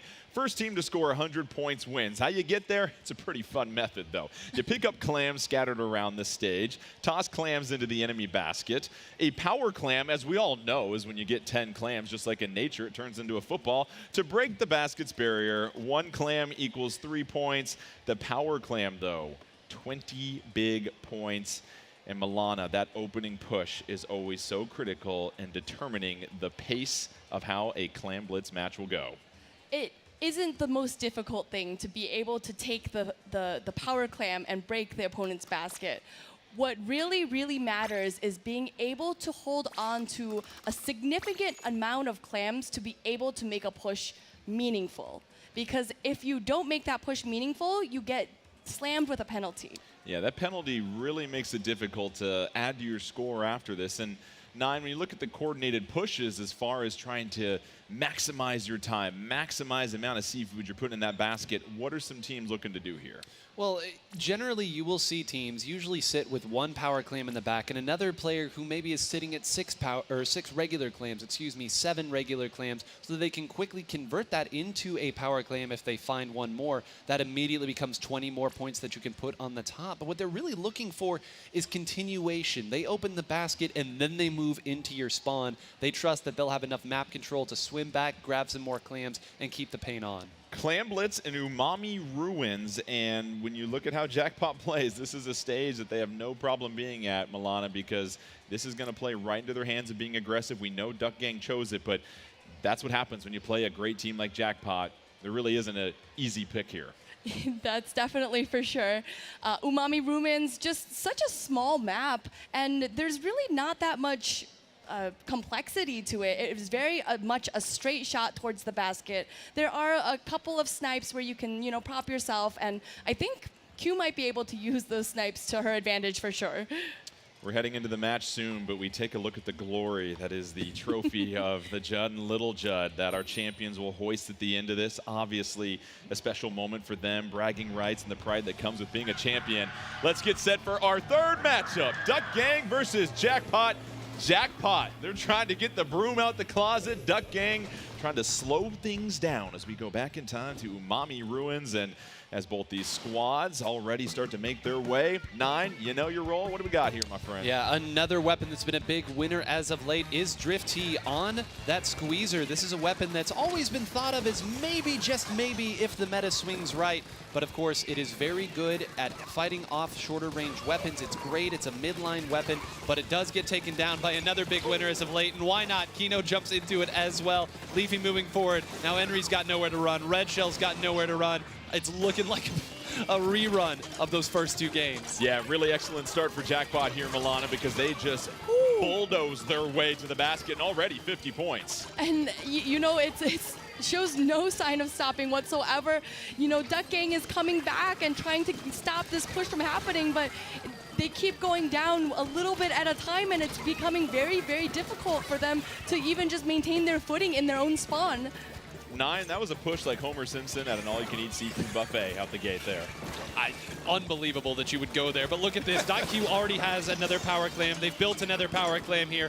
Down already under 20. Yeah, Henry, you're not fooling anybody down there. They're going to go forward, tries to get Madness, and actually with some assistance is able to. They only need 4 more regular clams to do it. Jared's actually in a spot where he can sneak one through, but he opts to fight instead. Takes another out. It's just Henry.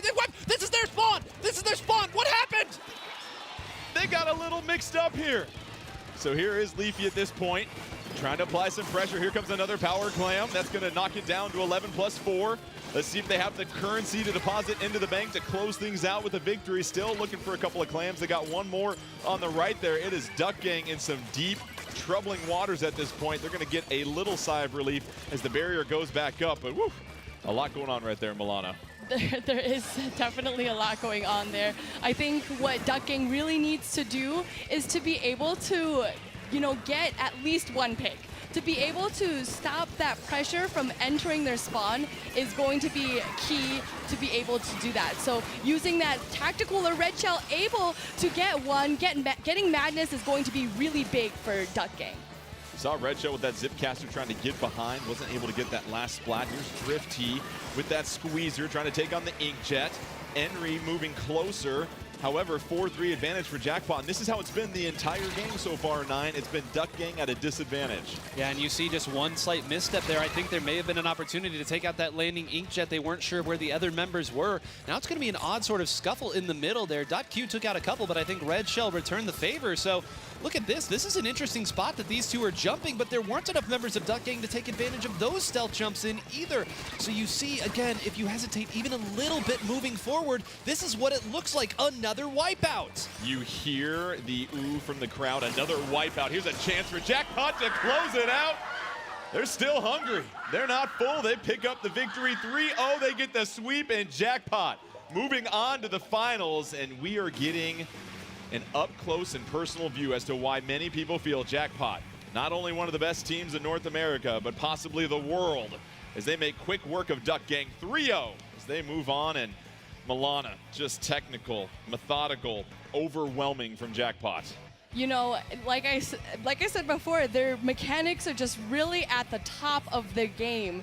They compete toe-to-toe with top-tier Japanese teams, and really they are proving it here. They're just showing how oppressive that force is that is Jackpot. And 9, I think that's the word, oppressive. There's never really a moment where you can exhale, catch your breath, feel like you've got the momentum here against Jackpot. And a lot of that, I'm sure, is based on this new meta with the Tacticooler and how it allows them to be so aggressive throughout the game. Yeah, and I mean this is a nice way. You don't have to think anymore when you have Tacticooler up. And what I mean by that is when you are worried, when you're not sure what the opponent is doing, that slows you down. And the worst thing that you can be in Splatoon 3 is passive. If you're Tacticoolered up, you say, okay, I'll go and attack this position of the map and we'll see what happens. If I get taken out, my respawn is down to just a few frames, I'll jump right back in, build my special, and let's see what we can get from that position. Jackpot has always been willing to play that way, and now this all fits with exactly how they want to play. So Jackpot will move on to the finals, and of course with Splatoon 3, deep cut, they've got a big man. We've got a big board. Let's go to our man, Zach, standing by with some of our winning moments from this last match. Zach, what do you got for us, our friend? Well, welcome in, and what a fantastic first set there. Even though it was a sweep, we saw some really key pivotal moments there, and we're going to start with game 1 here, TC on Eeltail Alley. So looking at the first bit of this one here, we see the Tactical are already out. We see Madness doing a little bit of sharking. We see everybody up all the way here at the top, and nobody's gone down yet. So let's go ahead and play the clip and see how this one plays out. .Q going to be really effective in this one, so they're going to go through, pop the inkjet right at the bottom. So right there, you're not able to see that jump point from the top here. Gets one, gonna look for a second. They're gonna use a little bit of indirect damage there to get Drifty and pop them right there. So that's another one gone. They're gonna look for the third there onto Kino, and they're gonna take multiple bits of damage there. The burst bomb's gonna go off, the suction bomb's gonna go off, and that entire time, this area right here is where the play is happening. It's completely off of the tower, and that's why they're able to knock out in that first one. Now we move on to the second game and our second clip here. So that one's going to be Splat Zones on Humpback Pump Track. As we play the clip here, it's going to be an absolute duel between Red Shell and Q. Q going to have to back off here and even pop the splash wall, you'll see, in order to divert the attention. But before that, they're going to go ahead and get the triple ink strike out as the Zipcaster comes in. If we pause there, they're going to have just a bit of room to pop that splash wall and save themselves from the splat bomb. So as we carry on with the play, Red Shell going to have to deal with a splat bomb of their own right there as they get taken out. Now we move on to later in the game. So later in that game, this is the map overhead. Let's stay paused here for a second. We have 29-26 here is the score. We have just the one member down over here. The map is completely so far in Jackpot's favor. We see in the rest of Duck Gang, we have Red Shell pushed all the way back over here, Kino kind of in the middle, and we have at the bottom here Leafy Madness just getting taken down on the zone, which if you're getting taken down right on top of the objective, that's going to lead to further pain from the team that's in control. So let's play the clip here. .Q in that sort of lip area. That's where a lot of Anchor players like to sit. The Booyah Bomb's going to go out. Madness going to be back in the fight, going to jump to a teammate, and Drifty up here going to be effectively in a 1v2, so they'll have to back off. And Red Shell getting so unlucky jumping into that triple ink strike. They're going to fall, and it's a full wipeout as a result, and they're going to have a little party on the wall there just to have some fun. And now game 3, that final game to secure the sweep. We take a look here at a fantastic double power clam pop on the objective. Let's take a look, and it all starts yet again with .Q. Let's play the clip here and show that they've already got the power clam at the ready. 16, both of them up here had power clams, and they're going to get so much progress on the point, all the way up to 11 now, and it's going to result in Madness, who's been sitting on this box. If we pause there and go back just a little bit, Madness sitting on this box right here almost the entire game. They're going to be sitting right behind this facet of the square, of the cube, to really get some pot shots onto folks like Kino and Drifty. And as we move forward here and play this clip, they're going to secure that area even further. or even further. That area becomes so pivotal to being able to lock them out of what's called the pity clam, gives them another wipe out there, and allows them even to have some fun on the objective. So really, really fun. That was such a great effort. I love that we're seeing such great competitive efforts here from both these teams, even in our 1v4 matchup. But for now, let's go ahead and send it back over to Jordan, 9, and Milana at the desk. All right, give it up for Zach. Some top-notch stuff right there. Appreciate the insight, Zach.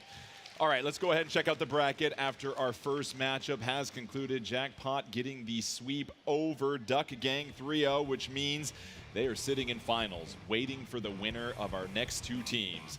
Starburst and Crush Soda. We'll get to more on them here in just a moment, but this will be exciting. Again, it's best of 5 in this semifinal as these teams prepare to take the stage here in just a moment. And you know, a quick note on Starburst here, 9. This is the team. This was the team in North America for so many years, but as of late, the changes in the meta, the rise to Jackpot might threaten their throne. Yeah, they enter this tournament as the defending champion, but not as the favorite. And we have not been able to say that about Starburst for the entire duration of Splatoon 3. They haven't been able to play as much recently. Some of their players have been on break. The meta has changed, whatever it is you'd like to say. But Jordan, this is still Starburst. Can you really vote against the champion, the presumptive champion that has been here from the start? It's a hard thing to do. We'll see if they can match up with Jackpot here today. Well, let's go ahead and meet Starburst as they get set to take the stage here. Their first matchup against Crush Soda. Here are the members of their team. And Milana, let's go ahead and welcome them to the stage. First, we have Ice, followed by Biscuit. And Keo will be playing with Starburst today.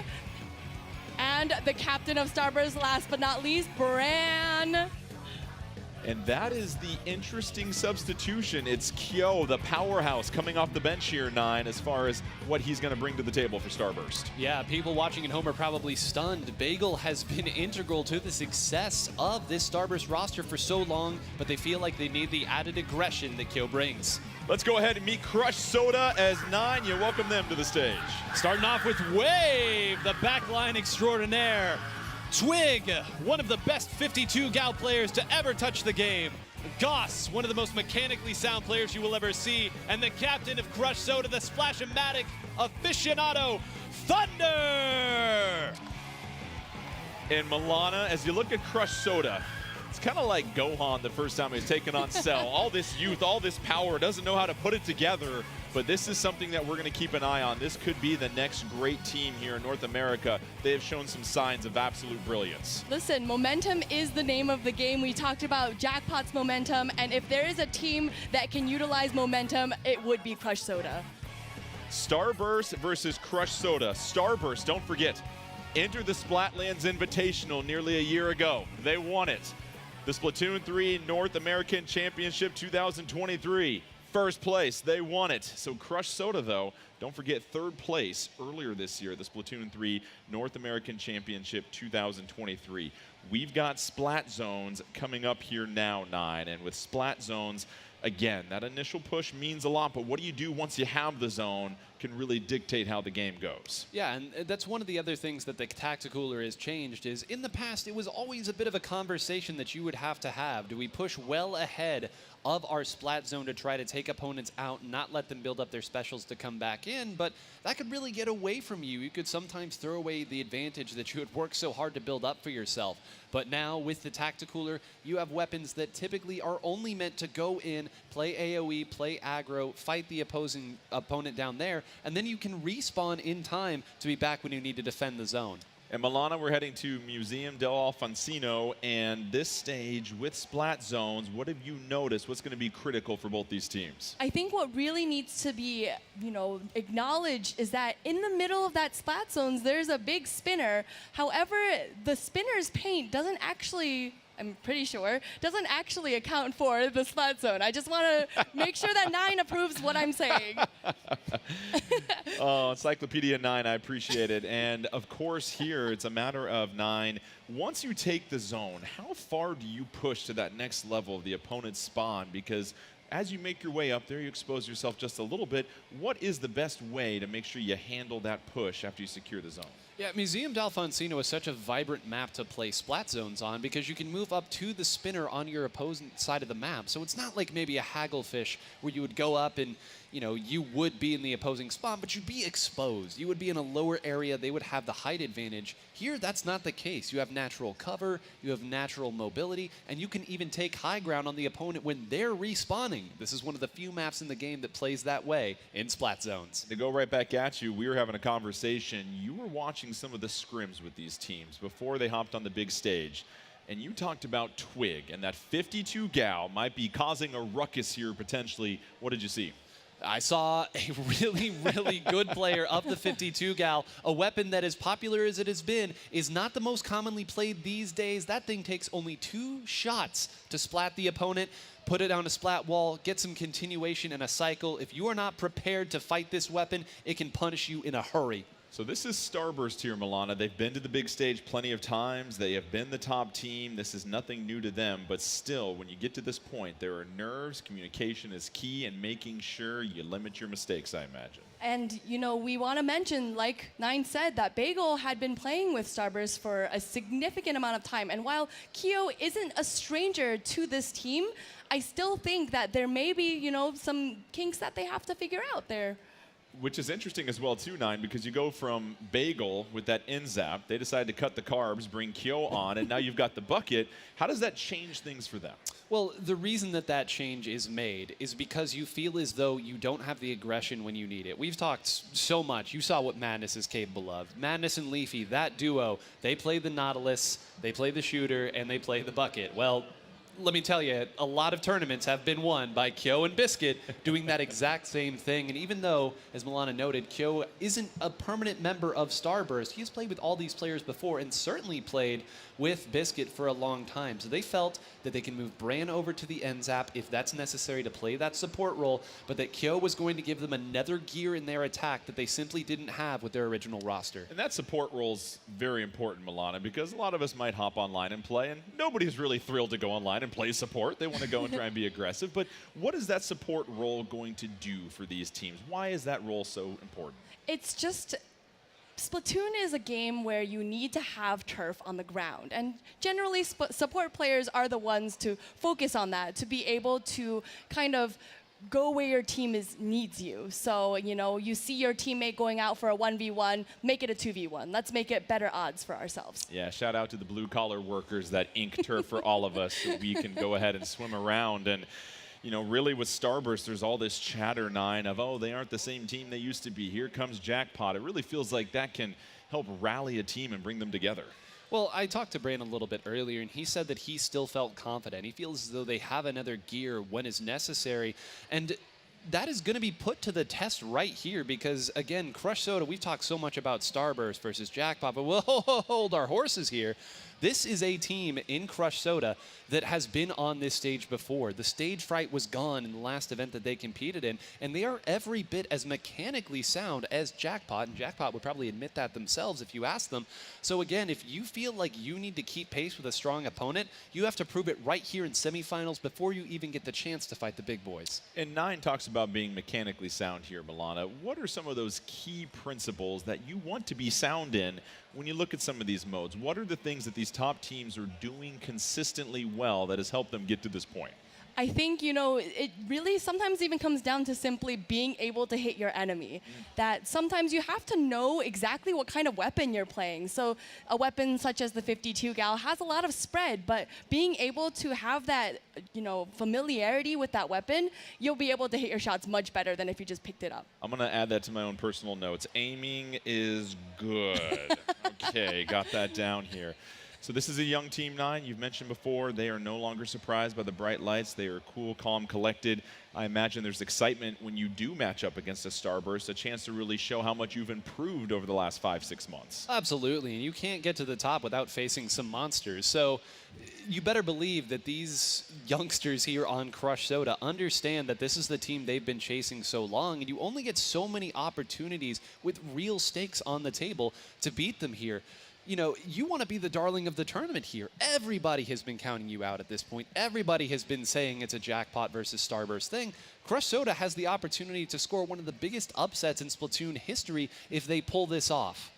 Another special we've been seeing a lot of, Milana, is that inkjet. We haven't given it a whole lot of love so far just because we've been talking about Crab and Tacticooler, but a lot of these backliners, these support players, why do they love that inkjet so much? I think being able to use that inkjet to kind of push forward. So even if you are a backliner, you're using that aggressively to push forward, and it really forces your opponents to take a step back. And that gives your teammates an opportunity to move forward along with you.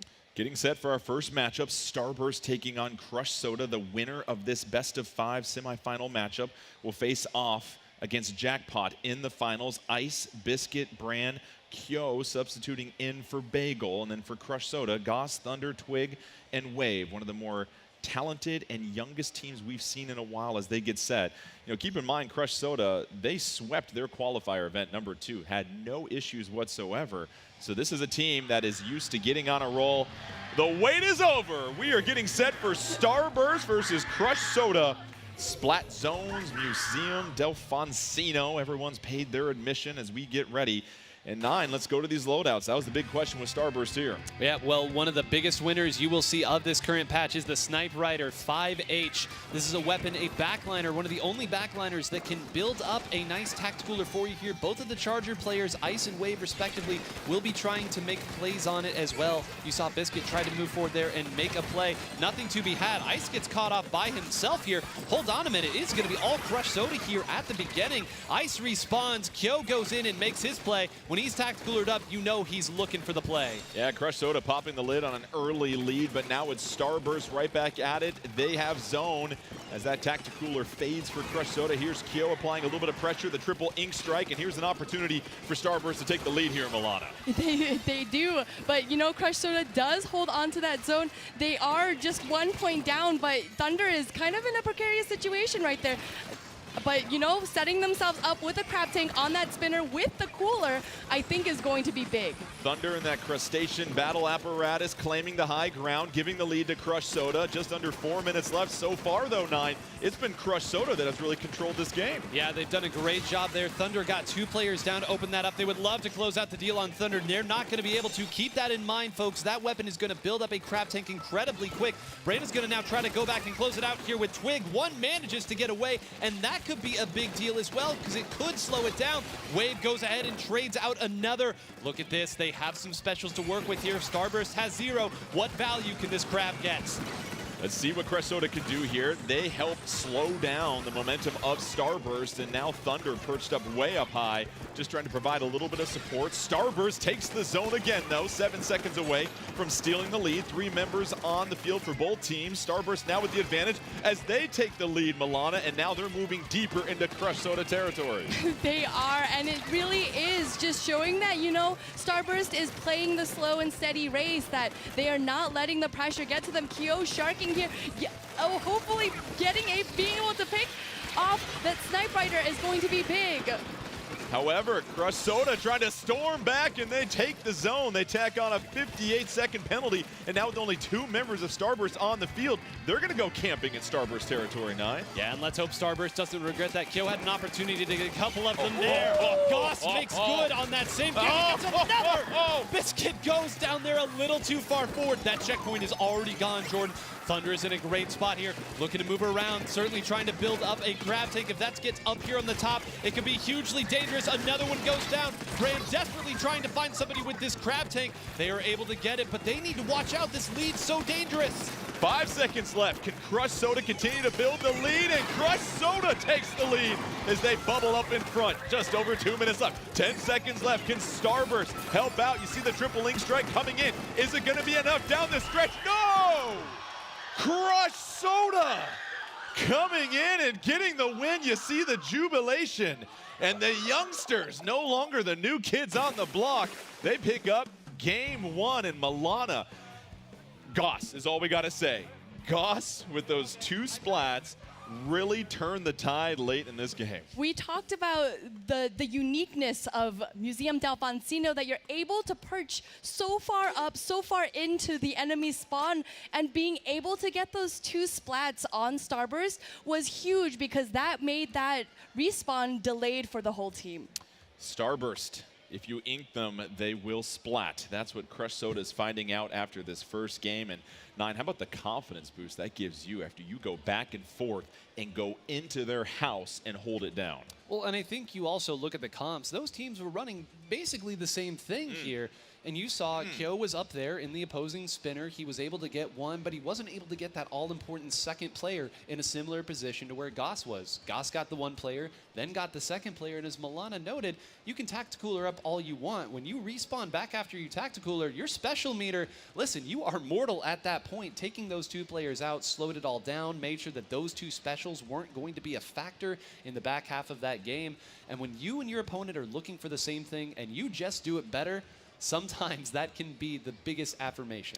You said it, 9, mechanically gifted in ways most of us could only dream. And for Crush Soda, the question coming in, Milana, was can they keep their composure? Here they are on a big stage. They lose the lead. It feels like Starburst has all the momentum, but they do what you're supposed to do in that situation, and they execute it. That is huge for a young team that continues to put it all together. I mean, there is no team quite like Crush Soda in that they really just move forward and go with the flow. So if they are feeling the momentum, they're feeling that the elation of winning that first game against Starburst, and they're gonna go with that flow, who knows where that flow will bring them. Game 2 will bring us tower control, and we'll go ahead and pop a wheelie back to Humpback Pump Track here, 9. And so again, we've talked about this stage. We just saw it not too long ago. What do we see with tower control? There's a few variations to what we saw earlier in Splat Zones. Yeah, this is such an interesting tower control map because it's one of the few maps where the tower really sort of moves left to right and right to left more so than it does forward. Don't get me wrong, it will still move towards the opponent's spawn, but the bulk of this tower path moves left to right. And what that means in a broad sense is that you as the defending team can really shoot at that thing from all over the place, and it can be very difficult to get big scoring chances here. I'll be honest, Jordan, it's been a long time since we've seen top-level teams compete in this map mode. Well, here we have it on one of the biggest stages imaginable, and with tower control, Milana, there's a lot of coordination as far as that support player that's going to ride the tower. What do their teammates need to keep in mind as you're chugging along trying to chew up some points? So we really want to make sure that the teammates are pushing ahead. We've talked about this time and time again, that being able to push ahead of the tower and give that tower a clear path would be great. And not only that, but we were talking about the tacticooler meta. So with the support player being able to put the tacticoolers on top of that tower, giving their teammates a place to jump back to and just grab a soda and go. Yeah, really critical that you can put it on the tower there, 9, because then the troops can just keep rolling in, and it looks like we're getting set here. Tower control, Humpback Pump Track, Crush Soda taking game 1. They're smelling an upset here. Can Starburst respond? We'll see what they can do here in game 2. And 9, you're nodding your head already. What do you see, my friend? Well, this is the comp right here. If there was ever going to be a comp that Starburst could remain active all the way throughout and truly maximize what all of their players are capable of, it was going to be this. Let's put Biscuit over on the Nautilus. Let's put Ice on the ballpoint, and let's let Brand be our support player right now as the rest go out and fight. But keep in mind, there is now a Charger on the other team. Wave has gone with the Z&F Splatter Scope, and that weapon doing a lot. Nothing more so than Kyo. A juiced up Kyo getting a triple splat until they finally go down, but then trade with Thunder, so essentially taking out all 4 members. That's going to be a really nice start here out the gate for Starburst, but Milana, it's only 9 points. It is only 9 points, but really being able to start building that momentum. Unfortunately, Ice getting taken out of that inkjet, and this might be a Crush Soda's opportunity to move forward using that tri-strike to kind of push Starburst back into their base this way. Here's Goss just chilling in the middle. Tower now in control of Crush Soda. They take a slight lead as they start to chip away at that first checkpoint.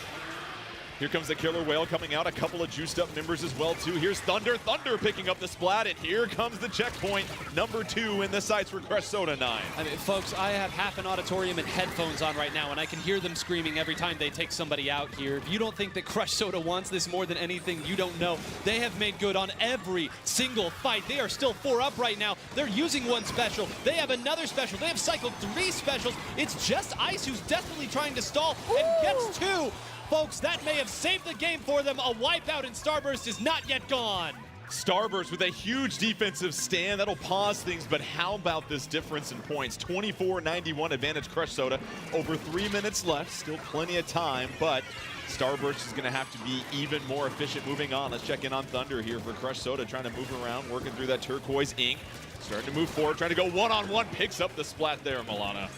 Yeah, they do. And that is 3 down on the side of Crush Soda. And this is going to give Starburst a great opportunity to move forward. Biscuit positioning himself in that on the right corner, excuse me, just sharking and providing information for the rest of Starburst using those point sensors. Triple Ink Strike coming down. That'll pause the tower momentarily. We'll see if Starburst can scurry back on it. Here comes an Inkjet from Ice, putting pressure on Thunder. Wave on that backline support. Still trying to apply a little bit of aggressiveness. However, tower's going to return here, 9, as we get back to mid. Yep, Goss doing a great job going in on this left side. You saw that Ice had to turn half of that Inkjet back around simply to close it down, and this is why. If you let one player get behind you, we can super jump to it, and we can make it 2. All of the position has fallen apart right here. Goss will win yet another engagement here with Goss, and now once again, it's just Ice. There's only 2 minutes left in the game, and Starburst has yet to find their footing. Milana, you don't want to see Goss near your spawn with 2 minutes left. We learned that last game. And here is Crush Soda. They are cruising to the 3rd checkpoint. They are chopping away at it at this point. Under 2 minutes left. Still in control. There's a lot of carnage happening right now. But that's going to mean Starburst with the advantage on the map at the moment. But Milana, they have got to hurry with 1:45 left. It really is not that much time left. And tower control, I believe, is one of the slowest modes to be able to make pushes because you have to wait for that tower to make it back into middle before you can even make a push for your team. 90 seconds left. Starburst with the tower. They might have to be flawless moving forward. This Black Bomb coming in. Kyo avoiding that. Kyo just being patient. Has everybody in their sights. Tacticooler on top of the tower. Here comes the Triple Ink Strike raining down. That forces Ice to move here, 9. And you see that they tried to sneak Twig back behind. They learned you can't use the same trick twice on Starburst, so they fire that way to close it out. But all the while, the other members have done okay. Kyo has an opportunity to open the game. Twig moves up with Goss over the top to close it out. But now Biscuit is here. Wasn't able to close that one out here. They're at checkpoint 2. They've stalled it. Just 1 minute left. Every single splat so crucial at this point. Goss trying to get one more. Goss moving to the left, taking on Biscuit and Kyo at the same time. Down goes Goss as Ice with that Inkjet gives some breathing room for Starburst, but you picture this is going to be the last push for them with under 35 seconds left. Triple Ink Strike ready to go for Kyo. What does Starburst need to think here, Milana, with 30 precious seconds left? They're going to need to get these picks. They have to make sure that Twig doesn't turn around. They get that pick on Twig, and it is good. Kyo needs to get these picks, needs to win these 1v1s. Goss, unfortunately, wiggles their way out of spawn, and the tower it's just going back. Starburst needs to step on that tower. A critical splat as Kyo went down. 5 seconds left. They're on the tower. They're trying to take this thing into overtime. Can Crush Soda take a commanding 2-0 lead? Here is Starburst trying to avoid this deficit. They've got members on the tower, Tacticooler on there. They're at checkpoint number 2. They've got to get through that. Remember, 18 is what they're trying to get to. It's winding down. It's 4-3 advantage, 4-2 advantage. Starburst, can they steal it at the end? 3 seconds left. Triple Ink Strike. Is it going to be enough at the end? Does it stop it? 1 point away. No, no. Crush Soda able to hold on. How about the stop by them? Wow! Unbelievable! They stalled that entire time for one final Triple Ink Strike. They threw it at the right time. They got enough players when Biscuit got those 2. I thought that was it. They were tacticoolered up. They were going to cycle. You saw them drop back to try and touch the tower to get those final 2 points. There's no right or wrong decision at that point. It's all instinct, but perfect timing. And Crush Soda now up 2-0 over the defending North American champions. Everybody, exhale. Milana, you talk about saving your best for last when it is needed most. And that Triple Ink Strike has earned a spot in the Hall of Fame for defensive stops at the end. You had Starburst with all the momentum, 1 point away, but it was enough from Crush Soda. We talk about poise, organization, and that was it in spades down the stretch. That was such a difficult decision-making process that Starburst had to make. Do I hop on the tower and take this Triple Ink Strike to the face, or do I let it run its course and possibly lose the tower to Crush Soda? And you know, at that height, is there really a right decision? It really is so tough. Crush Soda up 2-0 over Starburst. 9, I'm sure the chat be wild right now as they are seeing what's going on. And so now we get set for Clam Blitz on Scorch Gorge. And this is, again, a lot of game left for Starburst. This is a team that has 3-0'd plenty of teams before, but now being down 2-0 in single elimination, you start to feel the pressure just a little bit more here. I mean, if there is any pedigree left in this machine, you'd better summon all of it right now. Scorch Gorge Clam Blitz is going to be a very difficult mode for them to really stage their comeback on, because as we watch that Humpback Pump Track game, you saw that the members of Crush Soda were willing to send one member all the way behind you, whether it be Twig or Goss. One of the things that 52 gal of Twig is so strong at is that weapon can be an absolute thorn if you try to take it on 1v1. That makes it the perfect weapon to go off on a solo mission to take apart a push from the inside. Scorch Gorge, one of the widest maps that you will see. I think this plays into what they're looking for. Remember, Starburst, enter the Splatlands Invitational, the champions last year. Splatoon 3 North American champions of this year, down 2-0 to Crush Soda. So we've got Clam Blitz and Scorch Gorge. And if you're Crush Soda here, Milana, you have to, again, remind yourself, be composed. I imagine you don't want to play outside of your comfort zone here and just continue to do what you've been doing, and that is being mechanically sound throughout the entire game. I think that if there's one mistake that Crush Soda could make, it would be to underestimate Starburst at this time, because Starburst has just so much reputation for being able to reverse sweep and to be able to collect themselves. So we'll get into this next match and see what happens. Crush Soda, a sweep here would go down in the annals of one of the biggest upsets ever in competitive Splatoon. Starburst, can they hold off? We'll see. Loadouts, 9, go ahead. Well, both teams have opted to switch back over to that Snipe Rider 5H to build up their tacticooler here, so they all get the sense that this is going to be a more progressional and long-term map. One already going down. Twig, that's one way to get rid of him. Just go ahead and throw a bomb behind that splash wall. 2 down already for Crush Soda. Thankfully, they do have Thunder here on the Crab Tank to at least give Starburst something to think about. They close him out quick. This is going to be Starburst's opportunity here at the start to gain some map control and, more importantly, control that claim economy. And they have a 4-3 advantage on the map right now. They're just gathering those clams. 13-2 advantage as far as the groceries go. And now if you're Crush Soda, you're starting to get pushed back a little bit. Milana, they got to start getting some picks here. They really do. We saw one jump back from Crush Soda back to spawn. And, you know, I think that was a really smart decision to be able to kind of hold that corner and not allow Starburst in with those clams. Kyo going down once again, and how about Wave applying the pressure here, has the special ready to go, gonna patiently wait. You see the tacticooler out also for Crush Soda. Neither team has made that initial push, but you see the clams have now evened up here, 9. 13-7 advantage Crush Soda. Yeah, the door is open right here. You can sense it already starting to swing the other way. They're gonna clear Kyo out quickly. Kyo was able to take one down, so maybe a door stop, if you will.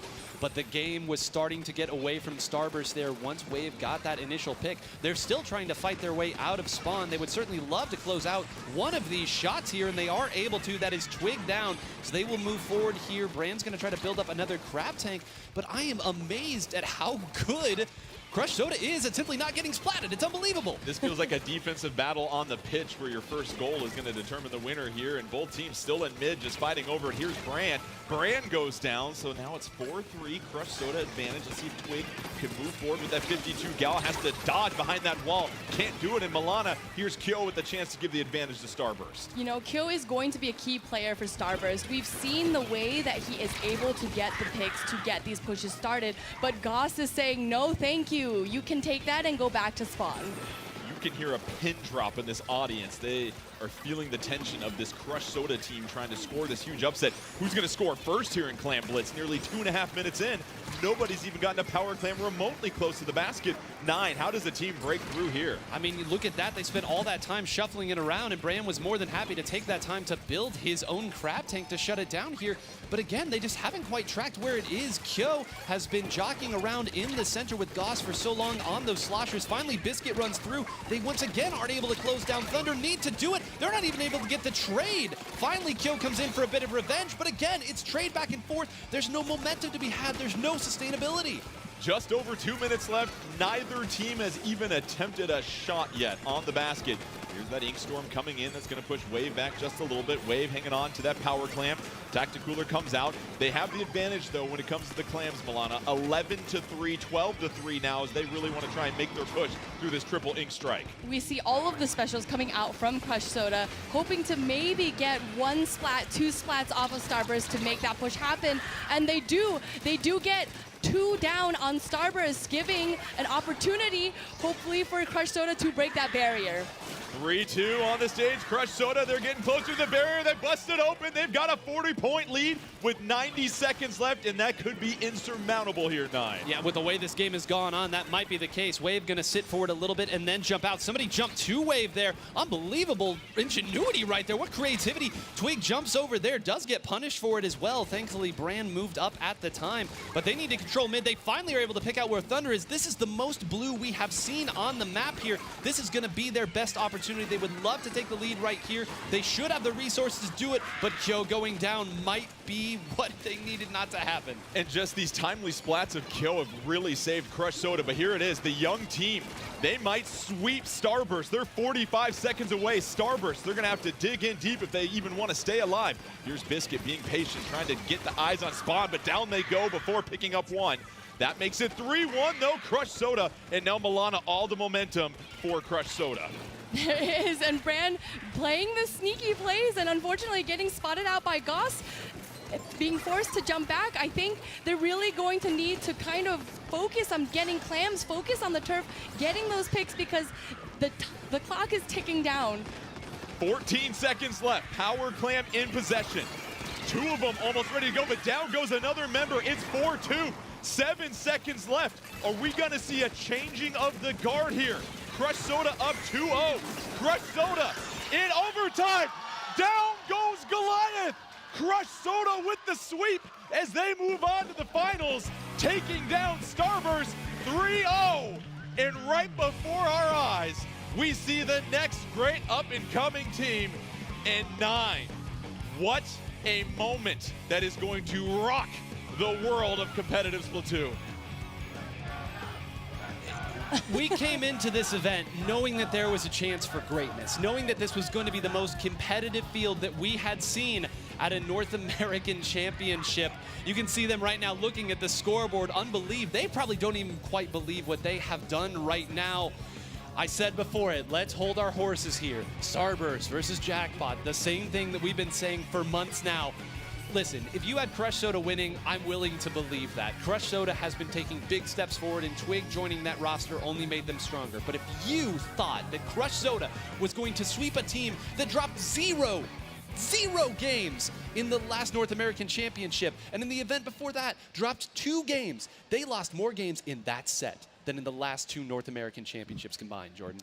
Milana, we use the analogy of Gohan versus Cell with Crush Soda, and we know how that ended. And this is what we saw from Crush Soda. They are victorious, and it's just something magical when you see a team put it all together. And this wasn't against just any opponent. This was Starburst.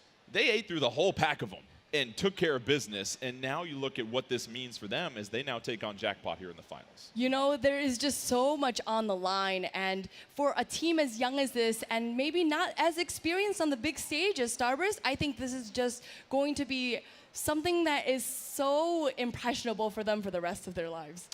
Let's send it over to Zach on the big board, because there were plenty of moments here, Zach, that were unbelievable as we saw the full scale of skill on display by Crush Soda. Well, Jordan, if we learned anything today, it's that the 2 O's in Splatoon stand for the 3 O's that we just saw today, the couple of sweeps that just went through. But this one was not who we expected, I think, to make it to the grand finals here today. And let's take a look here at the clips that we have, starting with game number 1. That's going to be Splat Zones on Museum de Alfonsino. So to set the stage a little bit, of course, we have that lead for Starburst, but they have a giant penalty to start things out here. We also see Thunder here on the Crab Tank that's going to, of course, provide that long-range distance and pressure. But at this point, they've just gained control here. So as we play the clip, they're going to move forward into the opposing plat there of Starburst.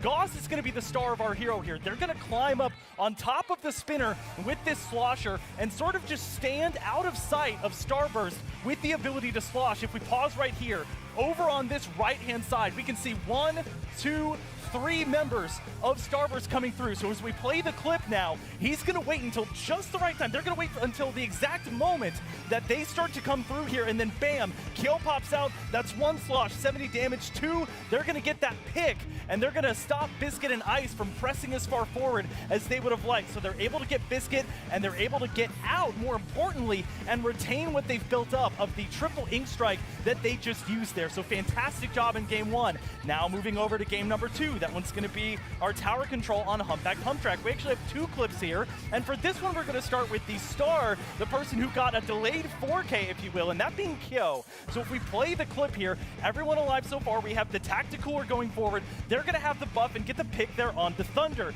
Now if we pause here yet again, we have 2 right here, Twig and Goss, and we see Wave all the way back here at the very back. They have the Tacticooler buff, as denoted there, so they have that extra movement speed if they want to use it. So as we play the clip here, all they need is to hit their sloshes going forward. So bam, that's Twig gone, Goss gone. They're going to use the box there as cover, and they're going to end up trading to get the 4K there onto Thunder. That's one of the things that main slosher excels at, is getting their shots up onto the high ground and doing fantastic damage. Moving on now to our 3rd clip, again, staying in game number 2. It's going to be the overtime. So we're going to start right at 1 second here. Already Starburst with 1 player down. That's going to be Kyo. So as we play the clip here going forward, Ice is going to be at the end of their inkjet here. So they have a lot of momentum. The zone, or rather the middle of the stage here, is all covered in that Starburst light blue. They're able to push forward here. We see Twig getting on top of this lip and placing that splash wall down. Look at all the incoming fire coming from these 2 over here. Bran and Ice trying to get that splash wall out of here as quickly as possible. And now Wave and Thunder coming back from up top here. But what we want to watch is that triple ink strike being built up. Once you see up here with the ZNF splatter scope that is built up, that's where trouble is going to start brewing for Starburst, who, as you can see, has already used their ink storm. So their ink storm's over there. Now we see the 3 come out on the tower, and that's going to force Biscuit to have to make a decision. So pause right here.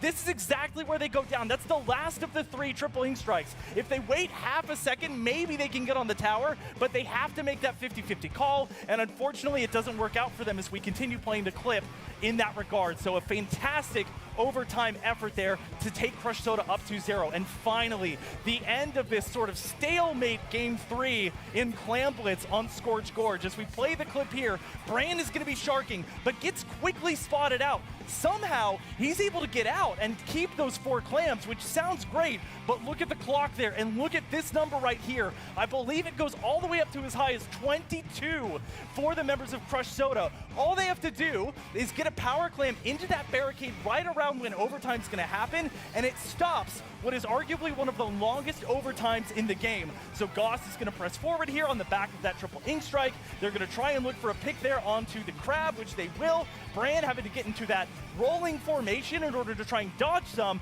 but unfortunately it's not enough, and Crush Soda avoids what could have been a massive headache going into a super long overtime there on Clam Blitz. So congratulations to Crush Soda. Good luck to them in the finals, and of course, thanks to Starburst for a great job participating there. To check out the grand finals, let's throw back to the desk for Jordan 9 and Milana once again. Well done, Zach. And again, big round of applause for Starburst as well as Duck Gang for their efforts. Gave us a lot of fun and excitement, but we get set for the finals here. Let's go ahead and check out the bracket now that we have our final set. And many people coming into this thought it was going to be Jackpot versus Starburst, but no. Crush Soda came crashing the party. They sweep Starburst, and now 2 teams that swept their semifinals will now meet in the finals. A few changes in the rules for the finals. The good news for all of us here, the finals are a little bit longer. It's going to be a best of 7 here for the finals, and we'll go over that here in just a moment. But I got to go back to Crush Soda again here, 9, and just what they accomplished, the jubilation. We've seen that a handful of times from teams that know they've done something pretty special here. What does this mean for them making it to the finals? Listen, there are precious few players and precious few teams that have ever even gotten to compete in the finals of one of these events, and you just knocked out 4 of them that had done it many times. And I think more than anything, you can be proud in knowing that your brand of Splatoon was the right answer. In these games, you know, if something goes wrong, there are so many things to second guess, but they stuck to their guns, their shooters, quite literally, using a lot of those to fight through, and it worked every single time. They always had the answers, so there's no questions left for them to answer in terms of how they're going to prepare for this next set. Just keep doing it. It works. Let's go ahead and check out the rules for our finals here. As we said, best of 7. Higher seed will choose the mode, lower seed will choose the stage. It'll be Jackpot, the higher seed, coming in. And then after the first game, the winning team will choose the mode, the losing team will choose the stage. Those are your game modes. We've seen all 4 of them on display. We haven't seen Rainmaker yet, surprisingly, because we've had 2 sweeps. But let's go check out some of the other items to keep an eye on, and more stages. Stages can only be played once, though. Keep that in mind, so you can't repeat any of the stages. Best of 7, the finals here. And so for Jackpot now, Milana, it's interesting. For them, they're probably coming in thinking, we've got to take down Starburst if we want to be the champions. And I imagine backstage, they're hearing and seeing what's going on, thinking, wow, what did we just see from Crush Soda? There's now an adjustment, I'm sure, on their end as far as what they've got to prepare for. You know, it is going to be kind of like a battle of firecrackers. Both of these teams play extremely aggressively, and maybe Jackpot wasn't even anticipating this because they're just like, oh, Starburst is going to be in the finals, so maybe they have to do a little bit of rearranging of what kind of gameplay they want to put out there. Well, let's go ahead and meet our 2 teams in the finals here. Let's start with the top seed, Jackpot. They made their way here with a sweep over Duck Gang. We've met their members once before, but welcome back to the stage. 9, go ahead and introduce the crew here. You've got Leafy, who never saw a fight they didn't want to take. You've got .Q, one of the best backliners that you will ever see. Jared, one of the slipperiest players, and the captain of Jackpot, Madness! Jackpot, hoping that all 3 7s come up once again as they look for a huge championship. Don't forget, they were second at the Splatoon 3 North American Championship early in March. Now, their opponent, we've said it before, they have taken down Starburst on a 3-0 sweep. They have shocked the world. Give it up for Crush Soda, Milana. We have a Wave. We have Twig, the 52 legend. We have Goss, the mechanical king, and Thunder, the captain of Crush Soda.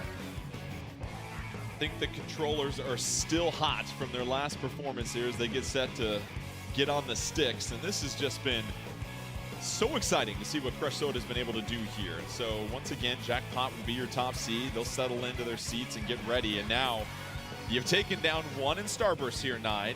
Oh, you just have Jackpot waiting for you right around the corner. You don't have a whole lot of time to sit on your laurels here. No, and let me tell you, the hardest job is going to be beating up Jackpot. The second hardest job is us commentating this match that is going to be unbelievable. Players are going to spend half the time in the respawn circle. The other time that they're not doing that, they're probably going to be getting 2, 3, maybe even 4 down. They're going to jump in, they're going to fight, they're going to ask questions later. If you all have never seen what top-level Splatoon looks like and never seen how fast it can get, buckle up. Our first game, Milana, will be Tower Control in Hagglefish Market, a map that everyone loves to play here. What can we expect to see in Tower Control here?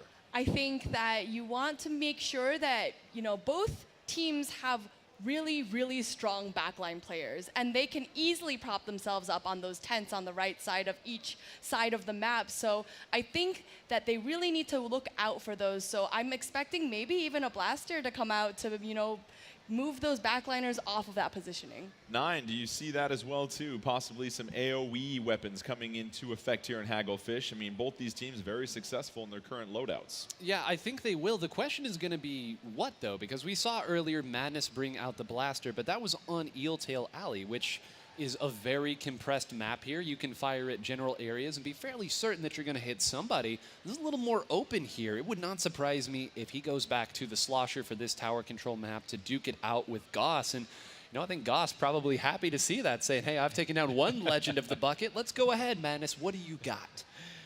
As the players get set and get calibrated here, remember, it's a best of 7 here with the finals and bragging rights, a beautiful trophy available for the winner. You're also going to get a custom painted Nintendo Switch Pro controller. So lots of goodies for the victorious team here. And Milana, at this point, these teams, you're over the initial nerves. You've been on stage, you played in the semifinals. It feels like we're really going to see both teams settle in here. Yes, we certainly are. And you know, these teams are playing at the top of the game. Like you said, these are 2 of the best teams in North America, and I'm just really looking forward to seeing them duke it out. I know this crowd is as well. We heard them gasp every single time we saw a Splat here, 9. They have been at the edge of their seats. They got here like 4 hours before we even started here, finding one of these seats. Everybody ready for this here soon? We see the flags up in the air. They are ready to roll and see a champion as they get set. There is the trophy as well. And 9, you look at everything that has changed in this game over the past year as we celebrate its birthday coming up here on September 9th. And it's really interesting to see just how many more weapons and how many strategies have now become viable thanks to all the balance changes and really the strategies these top teams have come up with.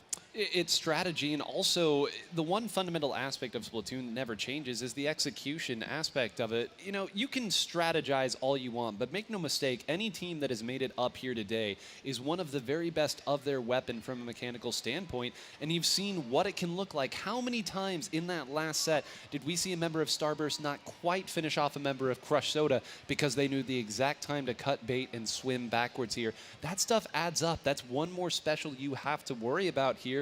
Surviving just as mechanically important as taking out opponents. They have proven time and time again that they are the best at exactly that. And I love all these pennants that we've got going out in the audience here. This is incredible. They are ready to roll, and so are we. You hear the guitar riff? Let's get this bad boy started. Tower Control, Hagglefish Market, Jackpot, Crush Soda. Great audience. What else do you need here, 9, other than what we see with the loadouts? Well, the answer is Range Blaster up here on the biggest stage in the North American Championship. One of the most beloved weapons of all time, this main weapon, the Range Blaster. But it should be noted, they have only one shooter on their composition, and it's going to be Jared. So they are really relying on Jared to do a lot in terms of keeping that map their color. Right now, though, it's looking a little blue. It is blue, my boy. It's 3-2 on the map, though, as Jackpot takes the advantage at this point.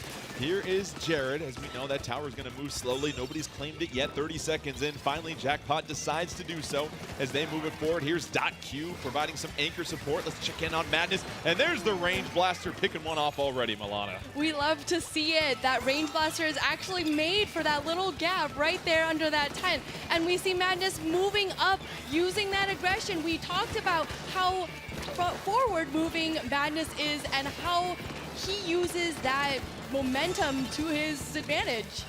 Jackpot already through the second checkpoint. They are cruising towards the goal. And now it's the Crab as Thunder tries to fall down. They've got to put all their forces on that tower. They're at checkpoint number 3 as they finally slow the approach here. 4-2 on the stage for Crush Soda as they send the tower back here, 9. And they took a heavy hit to get there. They almost missed that stealth jump. If they were much further away, Jared probably would have landed safely, and who knows what's going to happen at that point. But a push to 18. This will win you most games of tower control here.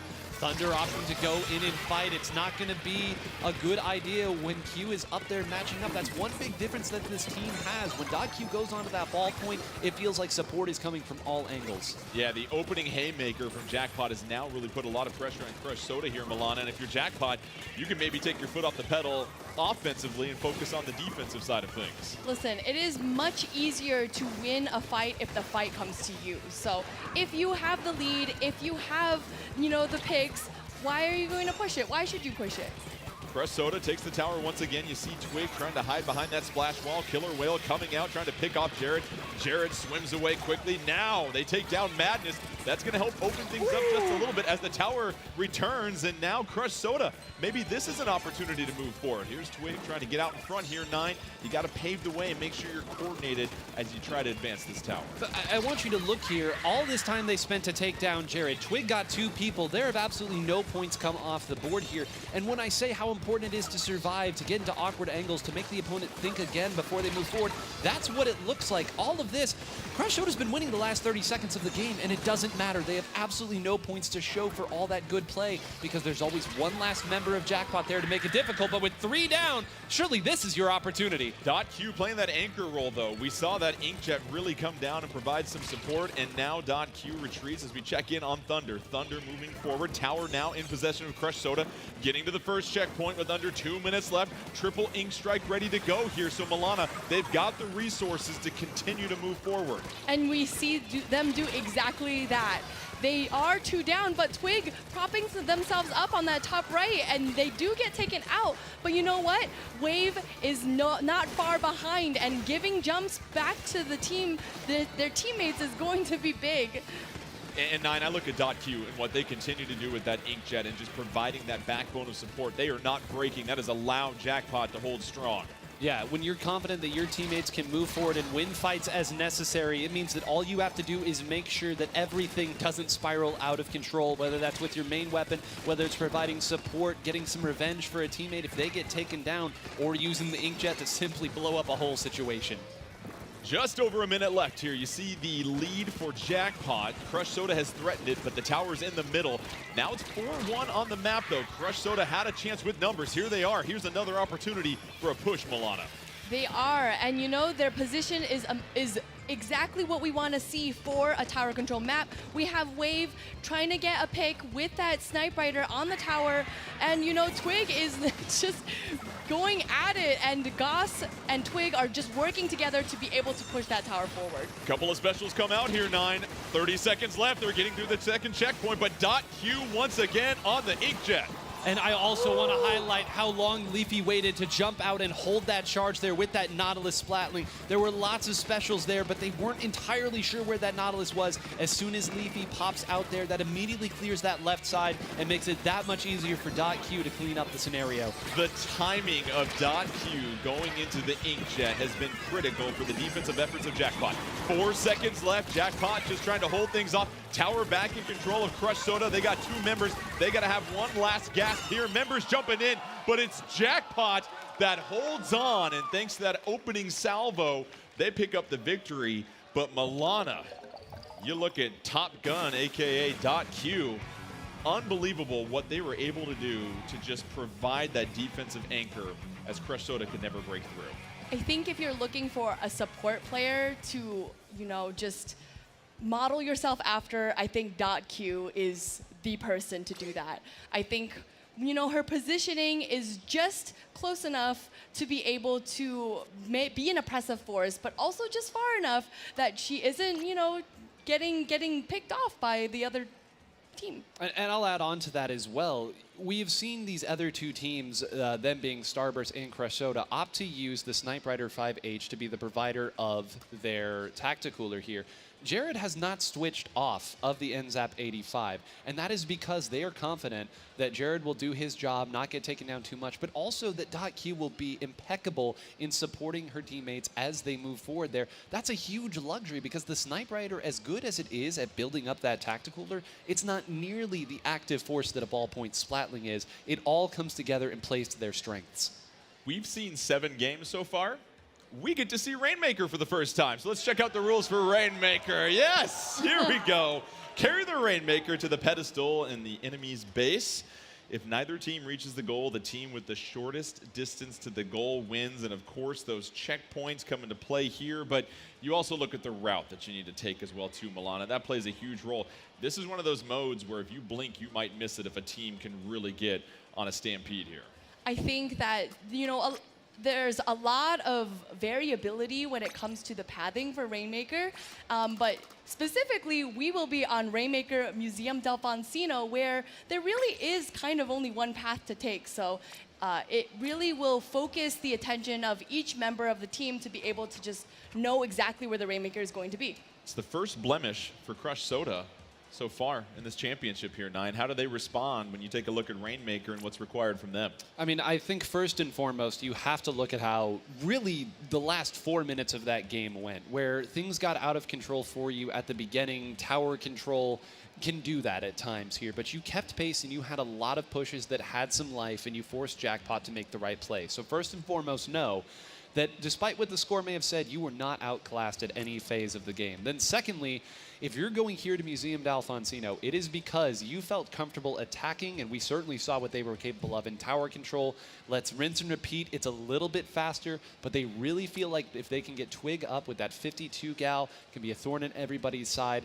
We know where the crab tank can hit on this map from middle of the map, so Thunder's going to have a say, and what more needs to be said about Goss? We'll see if the coins continue to fall for Jackpot or if Crush Soda can bubble up a victory here to tie things at 1-1. Reminder, best of 7 in these finals. And Milana, I think 9 said it very well. If you're Crush Soda, there's nothing to be disappointed about in that first game. It was a big initial push by Jackpot. You responded well and were really on the offensive for the rest of the time, so you don't need to overthink this coming up here soon. I think you really have to kind of focus on, sorry, let me start over. I think that Rainmaker is almost worse in that case, where if you let it drop and you get a team wipe and they push forward, I think it could be detrimental, so you gotta be careful. Here we go, game 2 between Jackpot and Crush Soda 9. Tell us the weapons our teams are heading into battle with. I would not be stunned if they run to the finish with this exact composition. This is the winning comp for both of these teams. This is what they are most comfortable in, and you don't need to overthink it either. Expect to see a lot of this right now. Leafy's already down. They know where Madness is. Surely that's Madness down. That's 2 down. Someone is screaming in the crowd as 3 go down. And once again, it's just going to be .Q's Inkjet trying to stabilize, but Thunder's already there. How are you already up in the spinner, my man? They clip .Q, and now the Rainmaker in possession of Crush Soda. They're just taking out members of Jackpot left and right as Wave moves forward, and already they're advancing it nearly to the first checkpoint. But my goodness, Milana, how about that opening strike? That was just such impressive gameplay coming out from Crush Soda. They do get that first checkpoint, but they are 3 down, which may be the end of that push, giving Jackpot an opportunity to use that momentum to flip it on its head. Madness and Leafy working deep into the spawn of Crush Soda, trying to apply some pressure. They pick up one against Goss, but down they go. That was a huge pickup by Wave here, 9. Yeah, if Wave didn't get that one and Thunder went down, you can kiss this lead goodbye. Instead, it is coming up Crush Soda right now, who really had so many opportunities in that first push to knock through. Jackpot held on just barely to keep themselves in striking distance. Twig's gonna get another one with fall off. Isn't even looking at the player who's right beneath him. He wants more. Moving right forward into the jaws of the enemy. Another wall is up here. Worked all the way back around here. How many points is Wave gonna be able to find? Once again, .Q's Inkjet, the main defensive resource. They only got a couple more points out of that. I'm stunned at how well Jackpot is defending in these situations. Wipeout! And we have the wipeout by Jackpot. That means Crush Soda's gonna have to hurry to the middle of the stage. And now Jackpot with the Rainmaker. Let's see what they can do on offense. And here you go, Milana. If you're Jackpot, you are now down 2 members. And just like that, Crush Soda comes roaring back. They really did not miss a beat from that. Twig and Goss are just waiting for Jackpot to fall straight into their hands. And we see Goss here with the little sneaky shark ray. It's just so much offensive power coming out from Crush Soda. The triple link strike, Wave up top, went through the backyard last time. We'll see if they try to go through the front. Here's Thunder trying to retreat that Inkjet. Thunder able to do that. .Q running out of fuel, has to come back to Earth, and now it's 4-3 on the map. Advantage Crush Soda. 9, here's their opportunity to add to their score. Yep, Goss is in the right position here, but somebody snuck through there, or maybe it was the long-range shot. Again, I want to point out, Jared was able to find a tacticooler despite being all the way pushed back. There was just enough room to build it.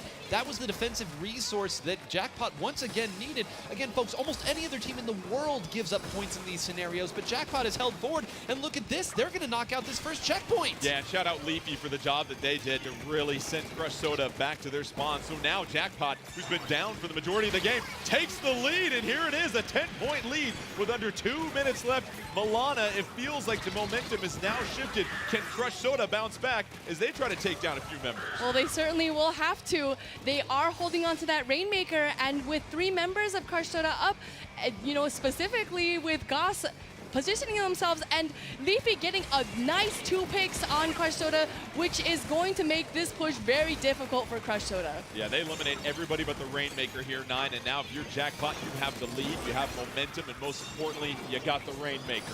Folks, I am stunned at how sharp Jackpot looks right now. I would go down to all 3 of those Rainmaker shots, and yet Jared managed to survive all 3. They're attacking on the right side and holding through. Twig finds another one there. That's a wipeout.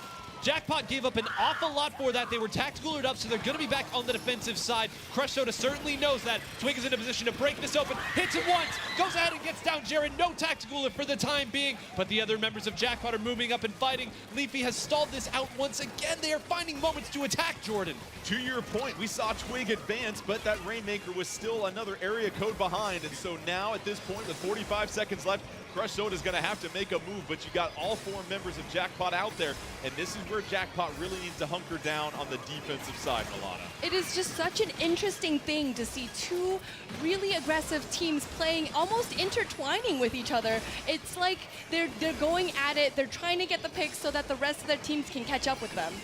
Leafy on the right-hand side trying to go down the ramp. Leafy, down goes a member of Jackpot. Crush Soda with the trade, 15 seconds left. Rainmaker up for grabs. Jackpot doing what they need to do. 10 seconds left. Triple ink strike coming in. Rainmaker in possession of Crush Soda. They're trying to take the lead. No, they get splatted with 5 seconds left.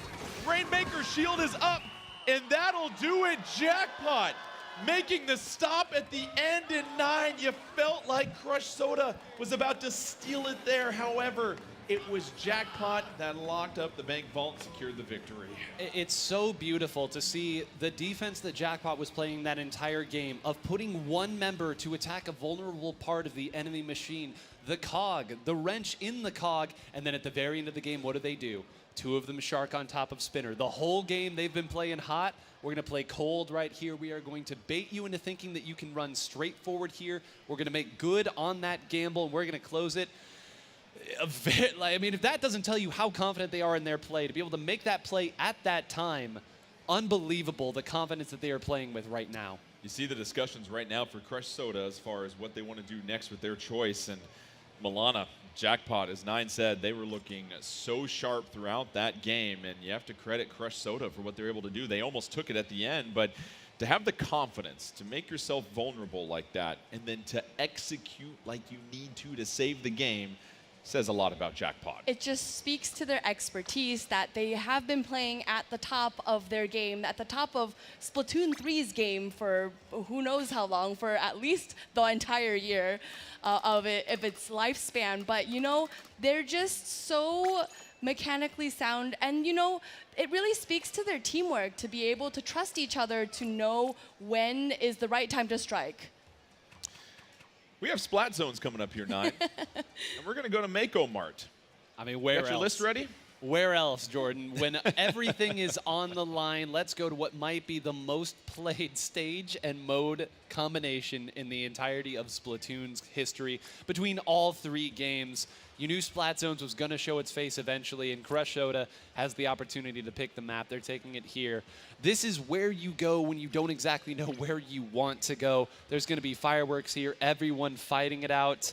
And this is where they could start their comeback, and what an incredible comeback it's going to have to be. And really, if you're Crush Soda here, Milana, you can't be too discouraged. You were seconds away from taking Game 2, and you gave up a big opening push in Game 1. That's it. Other than that, you have gone tentacle to tentacle here with the Jackpot. They've got to keep that confidence and momentum, it feels like. That was their key to overcoming Starburst. What's going through their mind as they now try to avoid going down 3-0? They're going to need to take those opportunities with Goss, with Twig, and they're going to need to work together to make bigger openings for themselves in this upcoming match. Because like you said, it really wasn't the tower. It was just one push for the tower or one push for the Rainmaker that really was their detriment. Splat Zones, Mako Mart, Jackpot, Crush Soda, 9. Set the stage here. A jet squelcher! Unbelievable! Everything that I had said about .Q's incredible prowess with the ballpoint Splatling is still true, but for her to have this in her back pocket, this was a huge winner in the 4.1.0 patch because of what that patch did to the ink vac. We will certainly see that special have its say eventually, but man, those inkjets in that ballpoint were looking awfully strong. To pivot at it now, they must really be confident in what it can bring. That'll be interesting. We saw that inkjet save so many pushes there for Jackpot. So far, Crush Soda, the opening push, they're already at 65. Here comes that ink back. Q has to back up from the triple ink strike. Ain't got a vacuum strong enough for that though, Milana. It's not, definitely not. And we saw how big that explosion was to be able to overcome the inkjet. But you know, Jackpot is a fearsome force to be reckoned with. We see them trying to get back the zone, and somehow Crush Soda takes it back as well. Crush Soda dominant so far here, 9, as they're at 23, and we're not even more than a minute into the match here so far. Now control goes back to Jackpot. That's going to tack on a 1-minute penalty, and let's see if Jackpot can sort of fortify here. Yep, and they do have a true lockout scenario here. They have everybody in their zone, and they know exactly where all the opponents are coming from. Right now, Mattis is in a pretty good spot here, but that's called out there. I can't believe Thunder found that shot. I thought that Thunder had given up trying to close out Mattis and was firing the other way, and I think Mattis thought that as well, exposing himself. Thunder playing some mind games right now. Wow, what a shot by Thunder, and that certainly changed the tide, but here comes Jackpot taking the zone once again. Another triple link strike coming in. That's been critical, but down go 2 members of Crush Soda, and it's up for grabs here, Milana. Let's see who can seize control, and it's Jackpot once again steadying the ship. You know, it's really hard to decide whether these players on Crush Soda are going to go back or they're going to take that 3v1 and win. So having Twig there and the Tacticooler coming out, Goss picking up the Tacticooler drink, I think this is the opportunity for Crush Soda to kind of move back into it. Yeah, 9, this game is trending Jackpot at this point here, but Crush Soda able to pick up the zone. That's going to slow things down and buy them some precious seconds. Yeah, and I'm actually stunned that they were able to find the zone in that scenario. They were 3 down, and Thunder getting caught in his movement. .Q is not going to miss too many of those shots. I don't think we're going to get to see another desperate push back in. They're going to have to do this the old-fashioned way, and one great old-fashioned way is just have your 52-gal ace go forward and try to close it out. But once again, you get caught in your movement too long, .Q is not going to let you get away. So maybe a small bit of a lockout that they could have gotten there. .Q gives them some room here on this side. Will now move forward with this ink back and is certainly going to have it trained on the zone. Oh, a big splat on Jared. That'll give the advantage to Crush Soda with just over 2 minutes left, but a triple link strike coming in and the ink back simultaneously. Give it back to Jackpot, but quickly Crush Soda takes it back, and now it's up for grabs as Jackpot again seizes control. It is back and forth here, Milana. And we see Madness and Leafy working together to take out those members of Crush Soda. Wave barely making it out of there alive. I think this is going to be where Crush Soda really needs to get those picks, and they get the trade. And Wave propping themselves onto that snipe right there, hoping to maybe get the zone, and they get the zone with the tri-strike. And that was huge to get the zone, because now you tack on the penalty back to Jackpot with 90 seconds left here, 9. It's all about Crush Soda. How long can you hold on? You can't give up this 11-point lead. Well, and huge, too, because .Q had the ink back out there. I think the only thing in the entire game that could have flipped the zone in that point was triple ink strikes, and they were placed absolutely perfectly. Now look at this. They don't have much penalty of their own to get through. They're going to start scoring closely. And look at this. They're all looking over to Goss here. That means they're not firing at the zone. Goss would love to close this out, but .Q holds serve. Only 1 point scored right now. This ink back is going to put an end to that. Look at this. All Tacticooler, perfect positioning. That's another one down, and there's blood in the water. The setup is there for Jackpot, but they lose a member. Crush Soda with 2 specials, but they also go down 1. Now it's the advantage for Jackpot. 45 seconds left. You see 5 seconds left in the penalty. All of a sudden, Jackpot is going to threaten this lead. Can Twig do enough to shake off .Q? 5 seconds left from taking the lead. Triple link strike coming in, and Jackpot wrestles back the lead with 30 seconds left. They've got to hold on here, Milana. 10 seconds left. Can they get the knockout? No, taken back. It's up for grabs. Can Crush Soda close it out? We'll see. 20 seconds left and 9 at this point. Crush Soda, what are you seeing from them? There's not much left that I can see. Just 5 more seconds. They're going to go over. They're going to bag. It's Wave, and that's it. Jackpot are your new North American champions. I know you're very excited. Best of 7. We get more Splatoon, my friend. So Jackpot gets the victory. They're now up 3-0. And I get it, 9. It is a dizzying array of ability that we're seeing. There are numbers, there are times. It is a completely different dimension we're in right now as we see the skill. But the thing is, these teams are so good, we want best of 7 for the finals. So a 3-0 lead, and Milana, as we try to resuscitate 9 here, see is gasping for air of the sheer excitement of what we've seen. How about Jackpot down the stretch here to build this 3-0 lead? They're able to handle that push from Crush Soda, and I think it was the trade. .Q, once again, didn't need to have that ballpoint splatling, was able to handle their business. That was just so expertly played. I don't know if there was any like room for improvement in how they came at this match. That, you know, even though Twig and Goss and Wave, they were getting those picks that they needed to be able to get it back, and even using those tri-strikes to cover the zone and be able to keep tacking this penalty onto Jackpot. Somehow Jackpot still is able to, you know, level-headedly get back into the zone. 9, or should I say 5, we take a look at what we just saw here. And Crush Soda towards the end. Again, they've got to have the confidence. They controlled this game for the majority of the time.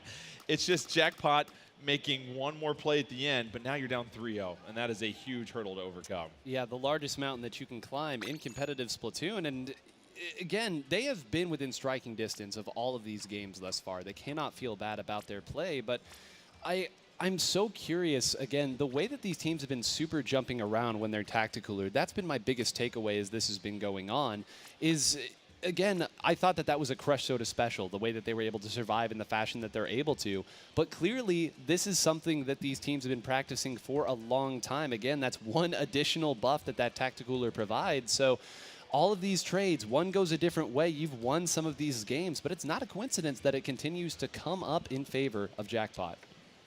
Thank you for giving us the meme that we will enjoy here for years. Oh, I'm never going to live this one down. No, I will take this one to my very premature grave here. This is tragic for me. It's okay. But I hope you all got a good laugh out of it. Okay, the passion is infectious, my friend, and we all know and love you so much. So we have Clam Blitz coming up here, Milana, Barnacle and Dime. First time we've seen this map here so far in these championships. What should we expect? Because this is an opportunity for Jackpot to have a sweep for this title.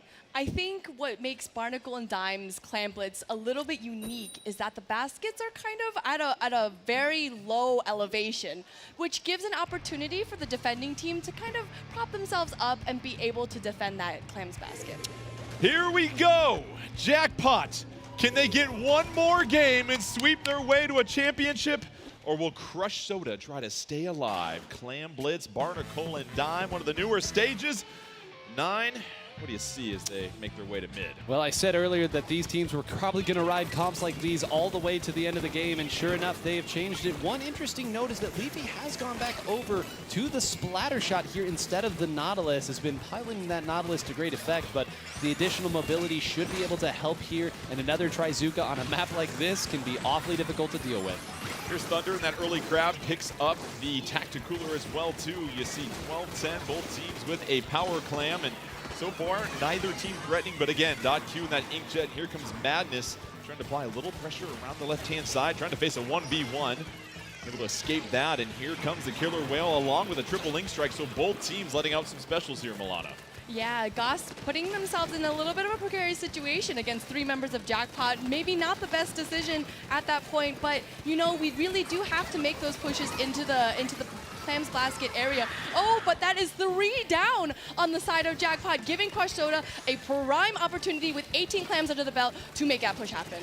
Here's Thunder trying to make their way. Triple Link Strike going to buy a little bit of room for them. They pick up the power clam, and it's a completion, and that's the first 40 points. So Crush Soda, nice little opening push here, 9. Yeah, great work by them, and Leafy managed to win that fight right there. Very dangerously dropped down onto Thunder. If Leafy had gone down, this push might still be going. Instead, they'll go ahead and defend it here, but this is a map kind of like we saw earlier with Umami Ruins, where it can be very difficult to break back into mid if you let the opponent inside, but a couple of specials and .Q's patented Inkjet will certainly help with that. .Q going to fall back down, picks up that Tacticooler though, and so far the lead is still with Crush Soda, 3-3 on the map, and this is the early advantage that Crush Soda wanted. They wanted to build that momentum, but let's see here. You got the power clam coming, and a little bit of support here for Jackpot. Let's see if Wave can hold him off here, Milana.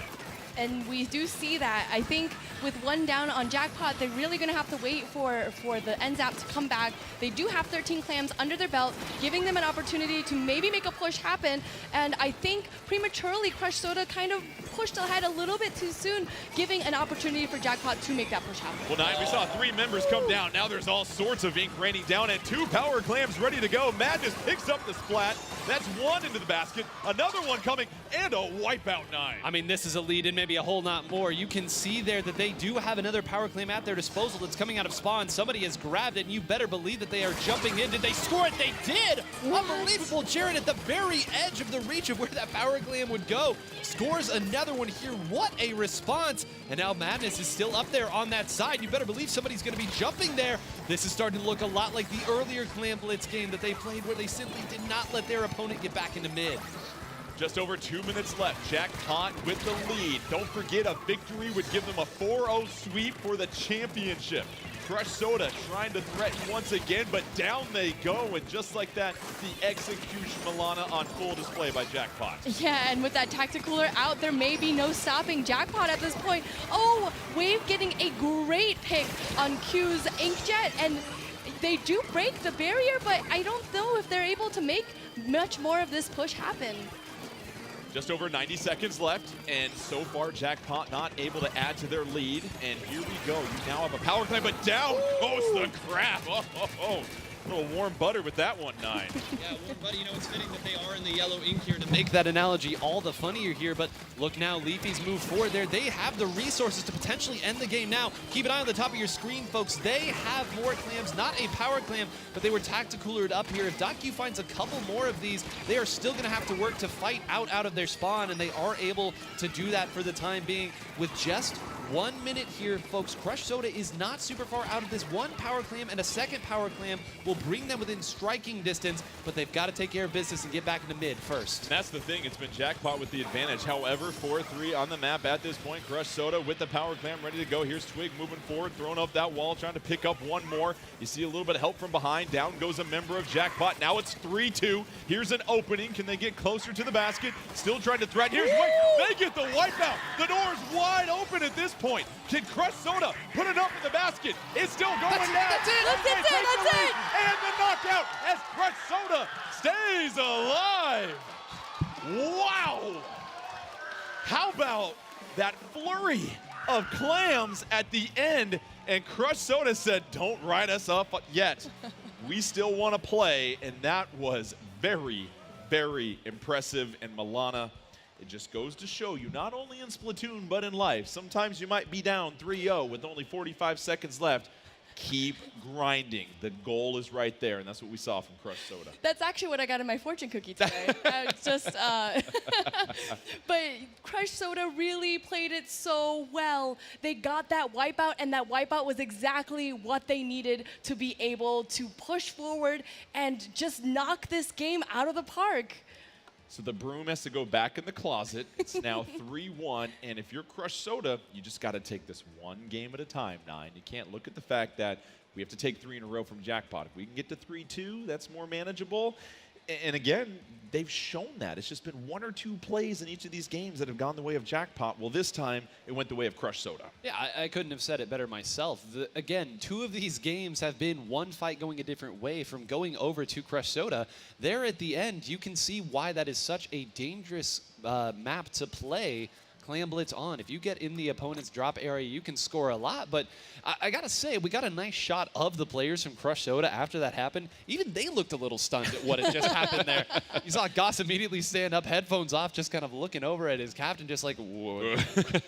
You look at your hands after you've done an incredible thing, and you're just like, what power do we have? And they are finding that out in real time. Well, the great news is it now buys them another game.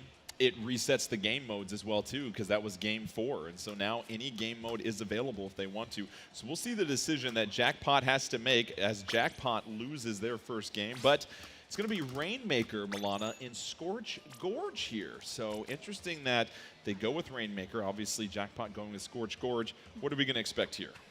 You know, I think the thing about Scorch Gorge Rainmaker is that it's actually really difficult to dunk the Rainmaker into that home pedestal. That there is this one narrow alleyway that you have to kind of move yourself up, but it opens the gates to be able to see really interesting movement. Yeah, and you're going to get a chance here, Nine. If you are Crush Soda, what did you learn from the last Rainmaker match? Because, again, you almost stole that at the last minute. That was Museum, Delfonsino, a bit of an awkward stage to navigate. Only really one way to take the Rainmaker there.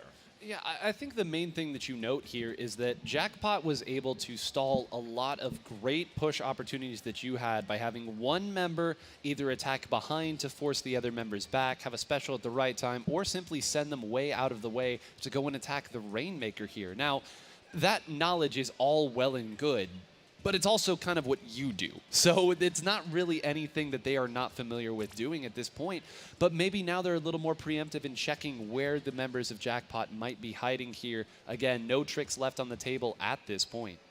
It's very impressive what we've seen from Crush Soda today. You sweep Starburst, and you've taken a game off Jackpot, who many people feel is one of the best teams in the world as of late. So here we go. Rainmaker, Scorch Gorge to keep their tournament hopes alive. Can Crush Soda make it 2 in a row, or will Jackpot close this thing out? Nine, set the stage. Well, once again, Q has gone back over to that Jet Squelcher here, and Milana made a very good point earlier talking about how on this map there is one long straightaway at the very end uphill that you can take some points from. If you get the right place for that ink back, it will protect you all the way to the pedestal. Leafy just hanging out in the corner, sharking, waiting for that right opportunity. Jared pops up, though, and picks off one. Jared trying to get another one. That's a nice little trade right there as Jackpot here at this point. All 4 members on the map. Here's Q with that ink back, trying to provide a little bit of defensive support for their teammates. And Jared also just in a flurry of ink flying around left and right. And so far, Jackpot looking pretty stabilized here, Milana. They certainly do, and this is the perfect opportunity for them to be able to make the push, but all of the specials coming out from Crush Soda. We see the Killer Whale, we have an Inkjet with the last shot on that Inkjet, getting that nice pick. Wave, this is still going to be anybody's game. A taste of their own medicine right back at Q, takes them down and puts the brakes on that push. 4-4 on the map, just a minute in. This is going to be a very exciting one. And here as Thunder moves forward, the advantage for Crush Soda. Rainmakers reset, but down they go right after the splash wall. Twig falls to Leafy. Triple Ink Strike coming in here, 9. Is this where Crush Soda feels like they can advance things? Well, I think they would certainly have loved to have Twig up there and not go down to that bomb. Instead, it does look like they'll be content to sit back here, try to build some specials and pick out these members. Yeah, man, you can't hide for that long. And now look at this. They are tactical up. They did not wait at all. They have immediately identified where Leafy was over there on that side. And now they are going to try to get something big out of this. Look at that laser firing, taking out Jared there. So that's all the members who took a dive at the Rainmaker to try to slow it down. They saw through it, and they get the checkpoint with just frames left. Fouled as they were dunking it, so they're able to get that through. But now the advantage is to Crush Soda with just over 3 minutes left here. Jackpot really wasting no time, snagging the Rainmaker. They've got numbers advantage. They're moving forward. Let's see if they can make it uphill. A couple of bombs coming through here. You see that suction bomb, splat bomb. Jared trying to get there. Jared still with that Rainmaker, has to back up, pinned up against the fence, getting chased down as Thunder closes the push, Milana. And you know, they're going to need to take a little bit of time to kind of regroup here. But Jackpot's aggression just really knows no bound. We see members of Jackpot running into mid. Jared still grabbing the Rainmaker, somehow being able to position himself in a way that he is able to grab and dunk it. Gets the dunk, however, they're the second team to do so they're down 1 point. Advantage Crush Soda at this point, but the Rainmaker still in Crush Soda territory. They're down a member and 9. Jackpot wants to keep the pressure on here. Well, Leafy waited over and over there for players to look left, look right, and then the player who fights everybody decides to play objective at the right moment to sneak a few more points off the board, and now suddenly the game dynamic changes drastically here. Milana said it's easiest to win a fight when the fight approaches you, so they're going to be able to do that right now if they don't opt to continue putting the pressure on Crush Soda. A wise super jump to retreat right there by Goth. It's going to buy some time. Twig picks up the huge 1v1 as Twig continues to move forward with that 52 gal, trying to apply a little bit of pressure. Inkjet flanking, but here comes the Ink back, trying to slow things down. Crush Soda, they've already gone through the checkpoint. They've got the Rainmaker. Here's their opportunity here, Milana. They've got to be very decisive and execute. They really do. They have to play patiently. They cannot make this push when this crab is sitting pretty on Jackpot space. So they're going to need to kind of regroup a little bit. given that, they don't really have any specials to move up with right now. Rainmaker out there in the open. Twig just trying to stabilize the efforts. Inkjet coming out once again. Let's check in on Wave, trying to push the opponent back. You see all 4 members. Jackpot, they're retreating. Here's an opening 9. Yep, the Rainmaker reset, though, means that the objective is going to be the only thing that can slow down Crush Soda. It's odd there. Jackpot was willing to back all the way up to make sure nobody could get into their spawn. Then the Rainmaker resets, and they still get into their spawn. Goss desperately trying to close out. They do. Whoa! They take the lead. There are points to be had right now, moving up into the teens. Crush Soda with a huge move to take the lead. 40 seconds left, and now the pressure's on Jackpot. The crowd is going wild as they continue to push forward.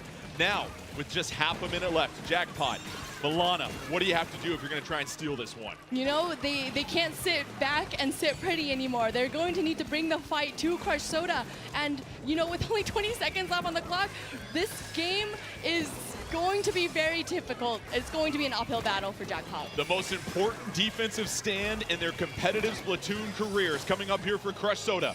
If you give it up, you lose and you are out. Hold strong, you force a game 6. Here's .Q. 2 seconds left. We're going to get closer to overtime here. There is overtime. Inkback coming out from .Q against the Killer Whale. Trying to move forward. Here's the Rainmaker. All 4 members of Jackpot. They can try to see victory in front of them. They have to get nearly to the base. Overtime still going. Jared's still alive, trying to be pushed backwards. Here comes some more suction bombs. Triple Ink Strike going to help out as well, too. Let's take a look at Wave. Wave has to come down also, and that's it! Crush Soda takes another one, and here comes game 6-9. How about the poise by Crush Soda with their backs up against the wall once again? The poise and the understanding, too, that, okay, they don't have that Inkjet anymore. They've got an Ink Vac that they can use to protect. They have one Trizuka, and Jared is the one that's carrying the Rainmaker. We don't even have to worry about Tacticooler anymore. Every single one of these fights that they take, they are going to be playing so patiently because they know every time they take one out, that respawn is going to take too long. And you called it the most important defense of their Splatoon careers. Well, they've earned the opportunity to make another one. And may I just say, if Crush Soda wins this, I may never be able to put on this headset ever again. It's all good, my friend. Milana, it's crazy because for Crush Soda, we said before, they were about a minute away from being done, swept. Okay, you win one, great. You got to win another one. You're down the majority of this game, yet you rally back with an unbelievable push and then do it on the defensive side. Listen, we talked about it in their first set against Starburst, that once they build that momentum, it is near impossible to stop a team like Crush Soda. So utilizing that momentum, utilizing maybe even the adrenaline to make these aggressive pushes, make these pushes happen, that's what we love to see from Crush Soda. So now we get set for game 6. What mode will Crush Soda go with here? Their options: Clam Blitz, Splat Zones, Tower Control. Again, you cannot repeat stages, so the options are starting to get limited here for Jackpot as far as where they want to try and claim their Game 4 victory. 9, if you're Crush Soda, is there a game mode that you're leaning towards? Because right now, you're just thinking about, we've got to force a Game 7. You force a Game 7, you put all the pressure back on Jackpot. Yeah, frankly, I think that it's less about which mode you like and more that you have the power to not let it go back to tower control. That has been Jackpot's mode for as long as Jackpot has been a top competitive team here. And realistically, the Splat Zones game got away from you. It was maybe 1 or 2 fights going there, but I think that even as good as Crush Soda is, they can't take this one back to tower control. They cannot let go, and it appears that the voice in our heads has told us that they are, in fact, not headed back to tower control. Clam Blitz, Umami Ruins, and this was the game that they won here, Crush Soda. Game 4 to stay alive, and Milana, obviously, as 9 pointed out, you're avoiding tower control. You don't want anything to do with it. Let's hold off Splat Zones for Game 7. We'll deal with that when we get there. Crush Soda's got to feel very confident here. I mean, we've seen them play on this stage. We've seen them play Clam Blitz on this stage, and they just know how to make that comeback. Even if they're down, they're never out, and we don't want to count them out. So as we get set for Game 6, now if you're Jackpot, you're thinking, all right, we've let a couple games slide here. How do we really just get back to what we've been doing, that high level of execution that we saw. And as we get set to take this on, also shout out to Barry on our spectator view, giving us a wonderful view of all the action that's been going on this tournament. Barry, the best in the biz, so thank you for all that. As we follow this action, this is turning 9 into quickly one of the most memorable matchups we're seeing here.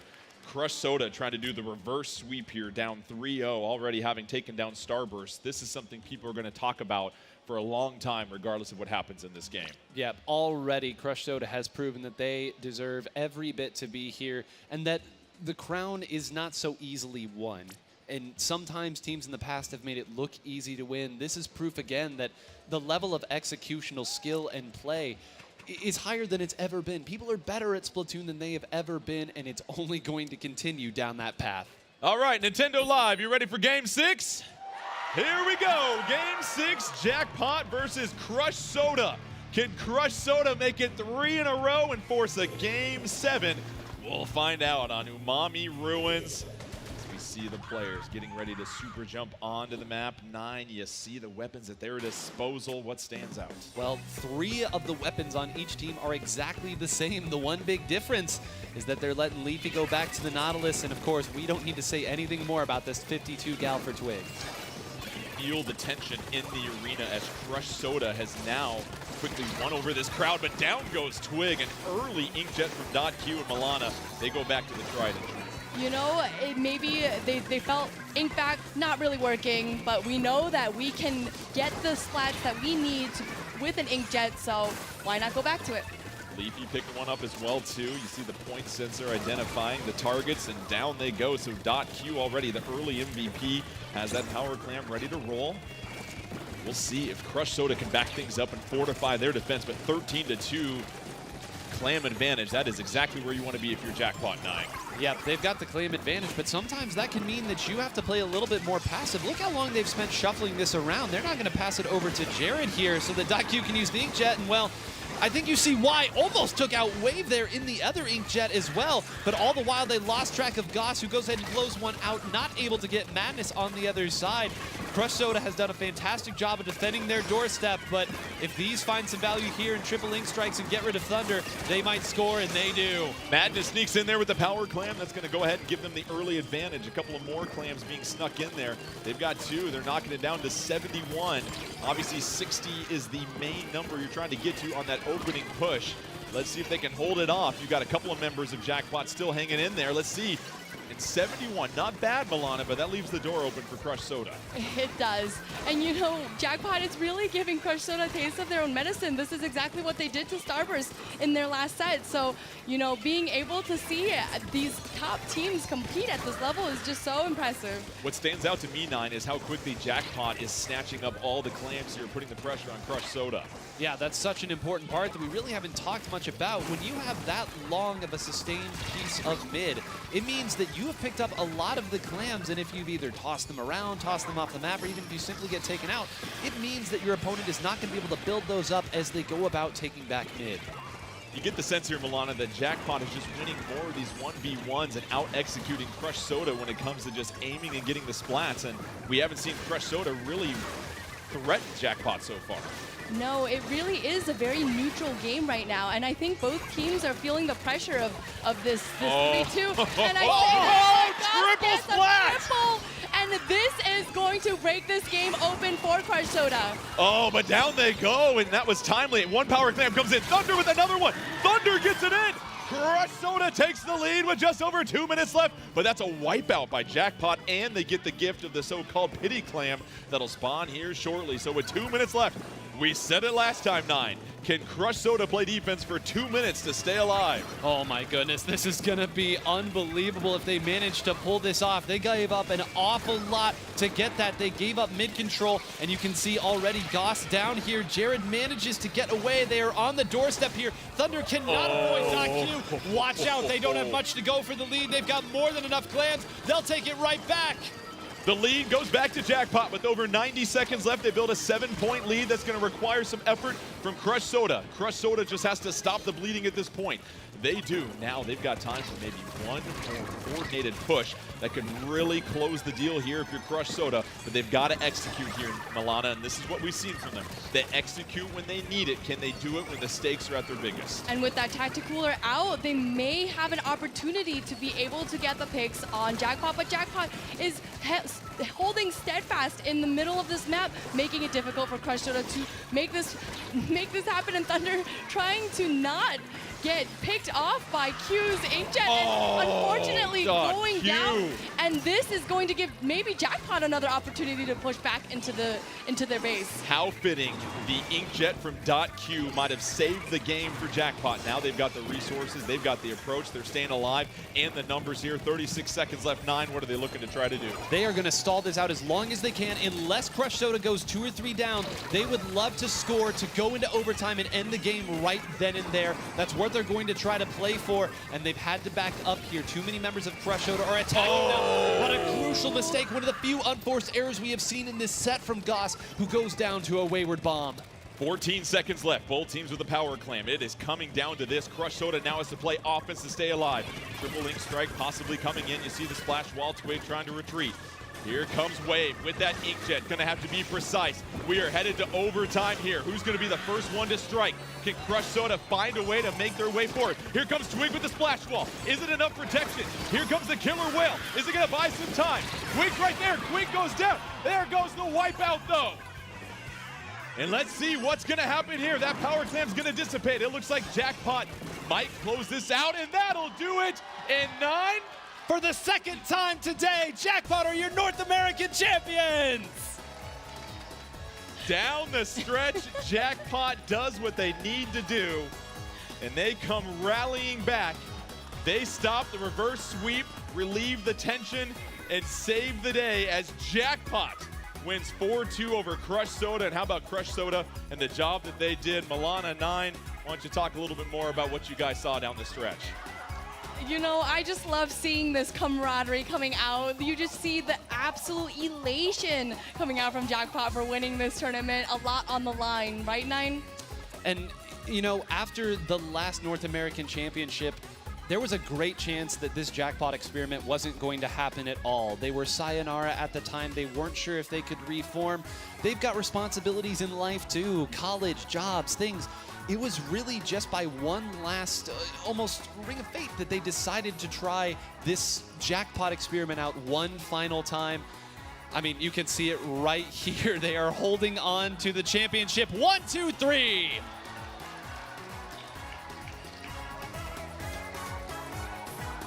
Just what a beautiful sight. Just the peak of youth right here. You know, I can't help but notice there's only 2 people at our desk right now because one other member, Jordan, up there on the stage with our champions. Jordan, when you're done giving them hugs, let's see what they've got to say. How about Jackpot, your champions? Give it up for them one more time. Your Splatoon 3 Championship 2023 winners. Madness. What does this mean for you guys to get the victory here? Obviously, you fought Crush Soda. They were really rising to the occasion. They knocked out Starburst. They rally against you. What were you saying to each other as you got set for that Game 6? It means so much to us. We've been practicing this whole summer to make it here, and to win it feels absolutely amazing. Our main goal was to beat Starburst since we lost to them last year, but winning the whole event, it's amazing. It's awesome to see how excited all 4 of you are. You have the Golden Judd, Lil Judd that you can hoist.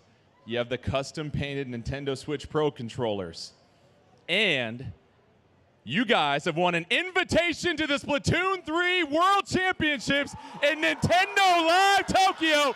Jackpot heading across the Pacific to take on the best of the world.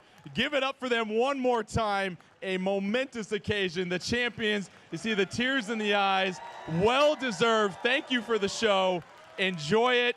Jackpot, your champions of the Splatoon 3 Championship 2023.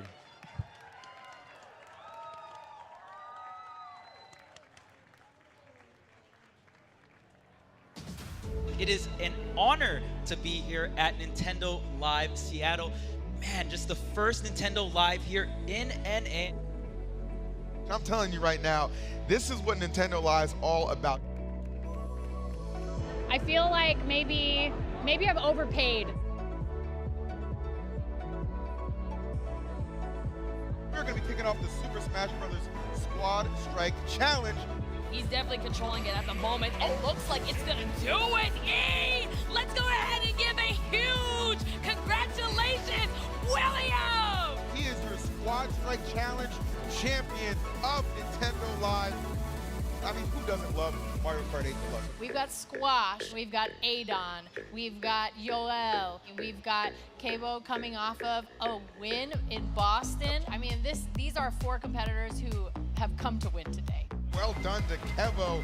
And our champion is Kevo at the Mario Kart 8 Deluxe Championship 2023 on Nintendo Live. Give it up for Kevo, everybody. Give it up for Kevo. Give it up for Kevo.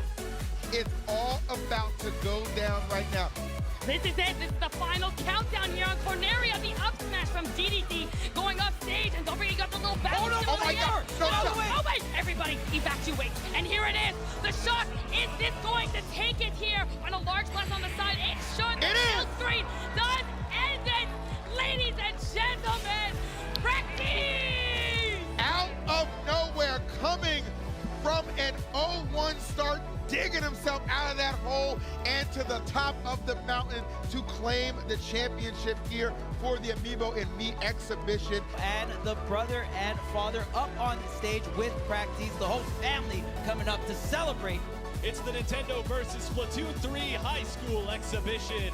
It's going to be O'Day on the left side and Bishop Blanchett on the right side. But they have only a few more seconds. Necro going to try to dive, but there's no room. And after 5 incredible games, Bishop Blanchett closes it out in Clam Blitz on Inkblot Art Academy. And they are the winners of the Nintendo versus Splatoon 3 High School exhibition.